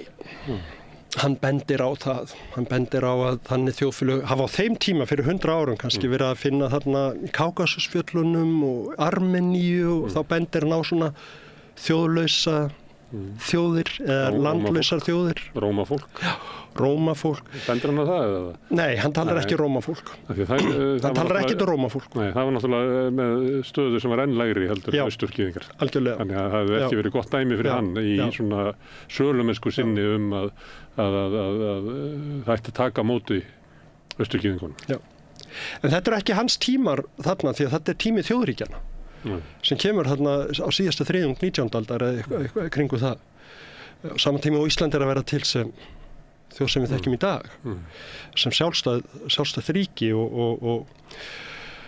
og það ekki beint tími gyðinganna verið að segjast, en bókin mjög skemmtileg og hann fjallar hvernig þessi austur-evrópsku gyðingar eru búin að aðlaga sig áður, það rauninni þeir sem eru vestur-evrópsku gyðingar, en svo kemur þessi önnur bylgja upp úr fyrra stríði og hann talar hvernig þeir aðlagast og hvernig tekið á móti þeim og þá ber hann til dæmis saman Berlín, Vínarborg og París sem eru mjög skemmtilegi kaflar og fyndnir og svona og svo fjallar hann líka hvernig þeir fóru til Bandaríkjanna og þar fjallar hann líka fyrstu kynslóð og þetta nú heldur betur fólk sem verið að tala í dag að það eru þessi ríku gyðingar þar sem eru fyrstu kynslóð en þetta orðið önnur kynslóð hjá honum. Það líka fólk sem hefur auðvitað skrifað sögu þess að fólk sem Singer og fleiri sem skrifar á jiddísku ekki og bara einhvers þar inn í Brooklyn og skrifar og hann bara eins og maður sé alltaf í Austur-Evrópu og rótnafni og finnur lyktin af súru káli og ég veit ekki hvað þegar maður að lesa hann. Þeir komu mjög margir frá Galísíu, gyðingarnir sem fóru til Bandaríkjanna á sínum tíma. En svo fjallar hann líka gyðinga ég segi bara Sovjet-Rússlandi á þeim tíma sem hann leikur hann kannski örlítið meira á hjarta því hann var lengi mjög rauður og skrifaði talsvert fyrir vinstriblöð en hann var samt fyrst og fremst menningablaðamaður og rithöfundur, gerði góðar sögulegar skáldsögur og svona fjallaði mikið endalóg austurrísk-ungverska keisardæmisins og það svona eini kaflinn sem aðeins svona þyngri í vöfum og það mikla breyting sem eiga sér stað þá bara kannski nöturlegasti kaflinn þegar hann að lýsa lífi gyðingana í Ódessu í gyðingahverfinu þar sem mest fátæktinn og fleira En hann var blaðamaður, ekki? Jú, hann var alveg Var hann í Ódessu og var hann í París og var hann að skrifa eigin Hann vitni af atburðunum sem hann að lýsa. Já, þess vegna var hann líka lengur að skrifa þessa bók því að hún styðst mjög mikið við vettvangsrannsóknir. En hlutinni voru svo fljótir að þróast í Sovjet-Rússland á þessum tíma, hann heldur ekki alveg við. Hann afsakar sig svolítið að vera með rangar heimildir þar. En hann bjó lengi í Berlín og hann bjó mjög lengi í Vín og hann elskaði París yfir allt, það var hans staður. Þar fannst honum best að lifa sem gyðingur þó hann væri ekki í sínu tungumáli þar. Og þar var hann lengi fréttaritari fyrir Frankfurter Zeitung sem hét þá ekki Frankfurter Allgemeine Zeitung, heldur Frankfurter Zeitung sem var stórt og mikið menningar og líka pólitískt blað. Það var gyðingaanduð á þessu tíma og áratuginn hann undan og ekkert minni í París heldur en kannski í Vín. Honum fannst það vera minni.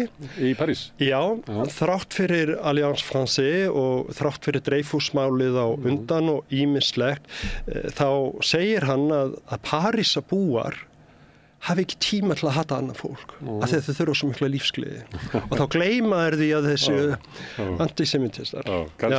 Hann segir léttleikinn svo mikill í þeirri borg að þeir hafi ekki tíma til að vera í vondu skapi eins og Berlínarbúa og Vínarbúa, þeir hafi ekki tíma til að vera fúlir á móti að því að lífið skemmtilegt og ber að njóta og þá ekki tími til að hafa andúð á öðru. Hljómar svolítið eins og Norður-Evrópu búið að lýsa suðrinu.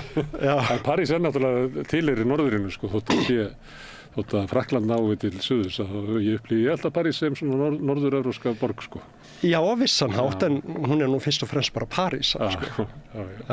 Herðu, en þessi bók kemur út og hann að vara við að koma ef að verði ekki svona unnið úr því þessari komu gyðinga frá austri að þá geti það leitt til vanda, ekki? Og það verður nú aldeilis. En þá ég að velta fyrir mér þegar þú varst að lesa þetta það sem hann að greina sem svona ógn eða ekki, lítur þú á að það hafi vaxið og orðið haft þau áhrif til þess sem að seinna kom? Ertu þá að tala þegar kemur 1933? Já, bara gyðingahatrið sem að blossar upp í Þýskalandi og breiðið svo, náttúrulega bara kveikt í Evrópu. Sko. Það voru allra þjóða kvikindi, það voru ekki bara þjóðurar sem voru að senda gyðinga í útrýmingabúðir, það voru úkrænumenn og það voru frakkar. Hann gerir sér grein fyrir ýmsu og það eru búðir þarna á þessum tíma, en það eru öðruvísi búðir. Það eru enga síður mjög slæmar flóttamannabúðir á þessum tíma, eins og við þekkjum líka vonda flóttamannabúðir í Miðausturlöndum og Grikklandi, þar sem að fólk líka deyr umvörpum og fleira og eru ömurlegar aðstæður og ómanneskjulegar aðstæður og það er líka á þessum tíma og hann gagnrýnir þjóðirna fyrir það.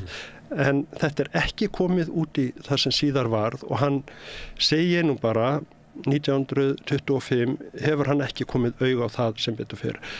Hann er hins vegar með fyrstu skáldsögu sinni, Kóngulóarvefurinn, Spinnennet, sem kemur út 1922, varar hann nákvæmlega við uppgangi Hitlers. Og hann fjallar rauninni bjórkjallara uppreisnina og það allt. Og það er mjög áhugavert og hann sér gyðingahatrið koma upp en hann sér ekki 1925 eða 27 hvað það verður síðan 33. Hann kemur fljótlega auga á það eftir það, þá er hann búinn að skrifa sín helstu skáldverk eins og Jobb eða Híob, sem er svona mjög flott saga var upp á hans bók. Marlene Dietrich og var kvikmyndi í Hollywood á sínum tíma og er svona Jobbs saga gyðing sem fer til Bandaríkjanna. Og hann er búinn að skrifa Radetzky-marsinn sem er svona hans varnarrit og virðingarvottur fyrir austurrísk-ungverska keisaradæmið og svona hans saknaðarbók gagnvart því ríki. Og svo sér hann allt stefna í óefni 1932. Já. Þá er hann einn af þeim allra fyrstu sem fari í útlegð.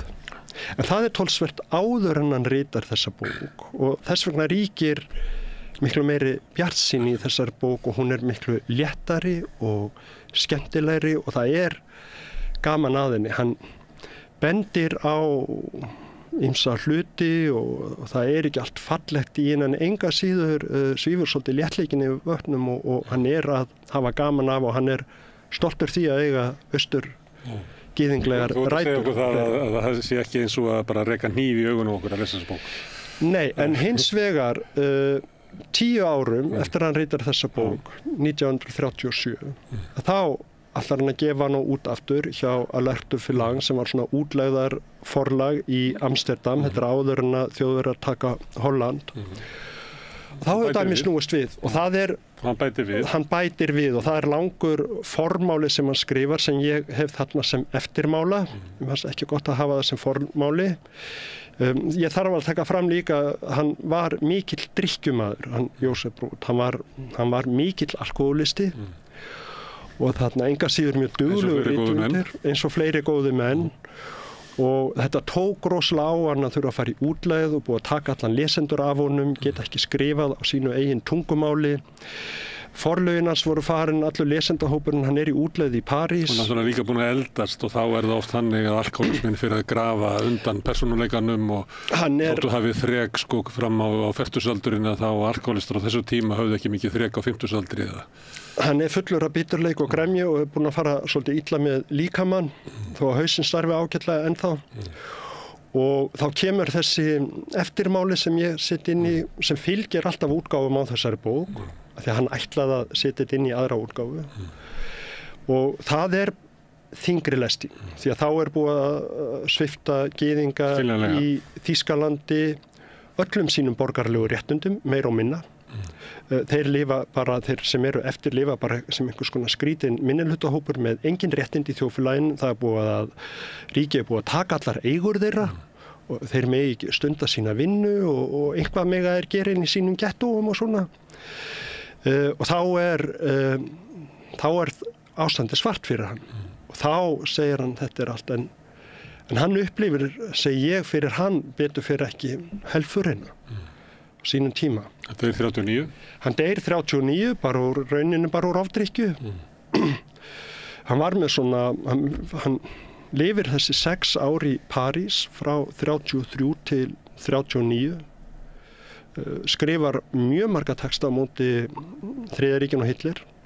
Fer á móti mjög mörgum mönnum og það er engin miskunn hjá honum og þessi textar eru rosalega beittir og flottir á margan hátt en það er mikill ofsi í honum og hann er ekki, myndi ég segja, rökgreinandi Honum liggur mikið á hjarta og hann notar stóra orð en það sem í lokin, hann hefur alltaf rétt fyrir sér. Tilefni til þess. Hann hefur tilefni til þess og hann hefur rétt fyrir sér en það þyngra yfir textun. Svo verður hann hann verður lögerðarsinni. Ég segi ykkur, þetta maður sem að þráir það að vera kaþóliki þegar hann gyðingur. Þegar hann orðin kaþóliki því hann tekur skírn, þá byrjar hann að elska gyðingdóminn og skrifa til dæmis þessa bók að þetta virðingavottur gyðingdóminn. Og svo þegar stefnir í það að Þjóðverjar taki Austurríki 1938 með samþykki Austurríkismanna, eða bara Austurríki gengur inn í Þýskaland, mætti svo að segja, þá reynir hann að þá fer hann til Austurríkis og vill stofna einhvað nýtt ríki með páfanum í Róm og gömlu keisarafjölskyldunni á móti nasismann, sem var alveg gjörsamlega galið. Það var nú bara næstu því að delera Þannig að lögreglustjórinn í Vínarborg, hann rekur hann bara upp úr næstu lest og sparkar hann heim til sín og segir ef þú ætlar að koma lífs af héðan áður en gestabók kemur til borgarinnar, þá skaltu fara með næstu lest til Parísar. En að þú nefndir Stefán Zweig, þá samt eitthvað líkt með þeim sem svona tilfinning fyrir horfnum heimi sem fallinn og hnignandi heimur. Já, hnignandi heimur, ég held það. Þeir eru svolítið gamaldags. Og snerti það þig að við værum kannski að lifa þannig hnignandi menningu? Ég sé rót ekki þannig, Ég elska svo mikið svona styttri textan hans og sérstaklega essayurnar hans. Hann skrifaði svo flotta text Berlín og París og gyðinga. Skáldsögunar eru fínar en ekkert í stóru uppáhaldi hjá mér en þetta eru mjög fínar skáldsögur. Hefur upp menninguna og mannin og humanisman. Hann hefur líka þessa tilfinningu fyrir að okkur sé ekki að takast að halda þessu uppi og verja þetta og þetta sé að molna í höndunum á okkur eins og oft í svona endurlitis líka svona manna, eða ekki? Jú, vissulega og hann glöggsignar, hann sér þetta betur hvað að fara að gerast til dæmis en Stefán Zweig. Stefán svolítið bláiður á þessum tíma, hann kemur ekki auga á hvað í gangi. Rót varar hann mörgu sinnum við, skilur. Þeir eru að rústa öllu og löngu áður en það verður, En þetta maður sem elskar samt lífið á einhvern hátt og þarna finnst svo gott að skrifa mannfólkið. Það helst þeir sem að vara við ástandinu, því að það er út af elsku við lífið, það er ekki út af ást á döðanum. Hann margslungin persóna þetta og svolítið klofin og hann mjög merkileg persóna og hann þess vegna hann ennþá vinsæll, hann fellur svo svolítið í gleymsku eins og margir höfundar eftir heimsstyrjöldina en hann hefur komið gríðarlega sterkur inn á síðustu árum, sérstaklega líka í Frakklandi. Parísarbúar eru mjög stoltir af að hafa átt þennan rithöfund í Rue de Tournon sem rétt við Luxemburgargarðin í 6 ár þar sem hann hafði svolítið hirð í kringum sig og skrifaði mjög mikilvæga texta á Parísarárun sínu. Herðu, ég byrjaði að tala að svona bækur koma inn í hitta ólíka tíma með ólíkum hætti og út af ástandinu í Palestínu þá bókum svona hinn eilífa flótta gyðingana, þá hefur það eitthvað skildi. En þegar þú ert að lýsa þessu þá veltir maður fyrir sig hvort að þetta ekki eiginlega bara frekar erindi inn í Evrópu út af hvernig komið fram við flóttamenn í Evrópu og allt líka. Jú, algjörlega og það var annar maður fór að rúfa að tala við mig daginn einhvern tímann og þetta hefur fólk séð endurtekninguna Evrópumenn sé endurtaka söguna endurtekning á þessum flóttamönnum og það ekkert nýtt undir sólinni hvað það var og var líka fyrir 100 árum í rauninni ekkert ólíkt og verið að nota svipuð hugtök og það voru bara önnur landamæri og einhvers konar aðrar ástæður þó ástæðin í grunninn séu kannski þær sömu. Og það leysir það bara annar staðar en í Evrópu. Það endurtekið mál og hann vinur Lítilmagnús, hann vinur kúaðra þjóða því að fyrir hann réttur einstaklingsins svo mikilvægur, að það ekki að tróða á honum og þess vegna hefur hann líka samúð með Palestínumönnum þegar hann veit að landnumönnum þarna í kringum 1920. Hann segir landnemannir eiga aldrei eftir að geta verið þarna nema þeir fara að skjóta. Þeir ætli sér allt vel, ég ætla nú ekki að fara að tala um þetta, ég er ekki sérfræðingur í þessu málefnu og finnst erfitt að tala um hvað er í gangi þarna, en hann hefur samúð með öllum kúuðum einstaklingum og þess vegna hefur hann meiri samúð með palestínumönnum sem þurfa að víkja mögulega fyrir landtökufólki. Það sé ekki að byggja upp réttlátt samfélag á rétti? Aldrei. Að það sé aldrei að það kom alltaf til með að vera miklir árekstrar þannig. Hann kemur svona óbeint orðum að því. Jón Bjarni, takk fyrir að þýða þetta og komið svo til okkar hérna upp í norðrið, í íslenskuna. Já, takk fyrir. Takk fyrir spjallið. Takk fyrir spjallið. Þetta eru lokin hjá okkur í kvöld á Rauðaborðinu. Ég þakka Jóni Bjarna og öllum gestunum sem hafa hingað komið og Birni Þorláks fyrir að hjálpa mér við að búa til þáttinn og Pétri og Laufi fyrir að taka upp og senda út. Ég þakka ykkur svo kærlega fyrir að breyta þessu samtali okkar í fjölmiðlum. Ég hvet ykkur til þess að láta vini og vandamenn vita af efni sem ykkur líkar hérna. Þannig hefur samstöðin byggst upp á góðri afspurn. Ég geti sagt frá því að það má finna efnið okkar á Facebook, á YouTube, í öllum hlaðarsveitum. Í útvarpinu 89,1 á höfuðborgarsvæðinu og það má sækja þær útasendingar líka á spilarinn. Spilarinn.is er á netinu og svo er spilarinn líka app sem má hlaða niður í síman og hlusta á samstöðuna og allar íslenska útastöðar, hvað sem er í heiminum, þar sem er net á annað borð. Við erum komin í sjónvarpið til þeirra sem er svo heppin að fá sjónvarpið sitt hjá símanum. Það eru númer 5 á fjarstýringunni, kannski munu önnur fjarskiptafyrirtæki bjóða sínum viðskiptavinum upp á efni frá samstöðinni. 24 tíma sólarhring, 7 daga vikunnar, allan ásins hring, samfélagsumræði við þetta rauða borð og í öðrum þáttum samstöðunar. Samstöðin hefur verið byggð upp á stuðningi ykkar. Við mældum það í apríl, kannski við vorum að mæla þetta aftur. Þá voru tæplega 40.000 manns sem horfðu á þætti samstöðunar einhvern tíma vikunar. Af þeim hafa rúmlega 1400 gestaskrifendur og við þökkum þeim kærlega fyrir það. En það er einmitt fyrir framlag þessa fólks sem að við getum haldið samstöðun úti. Þú getur slegist í hópinn með því að fara inn á samstöðun.is. Það er hnappur sem ástendur áskrift. Það getur skráðið fyrir 2.500 krónur sem er grunn áskrift. Það mátt borga meira þú vilt og þeir sem að kjósi getur látið áskriftin að renna sem félagsgjöld inn í Alþýðufélagið. En það er Alþýðufélagið sem á og rekur samstöðuna. En þetta er sem sagt komið hjá okkur í kvöld. Ég segi bara góða nótt og sjáumst á morgun klukkan 8 þegar Rauðaborðið hefst að 9. Segðu það á samstöðinni. Samstöðin er í eigu hlustenda, áhorfenda og lesenda. Sláist í hópinn og gerist áskrifendur.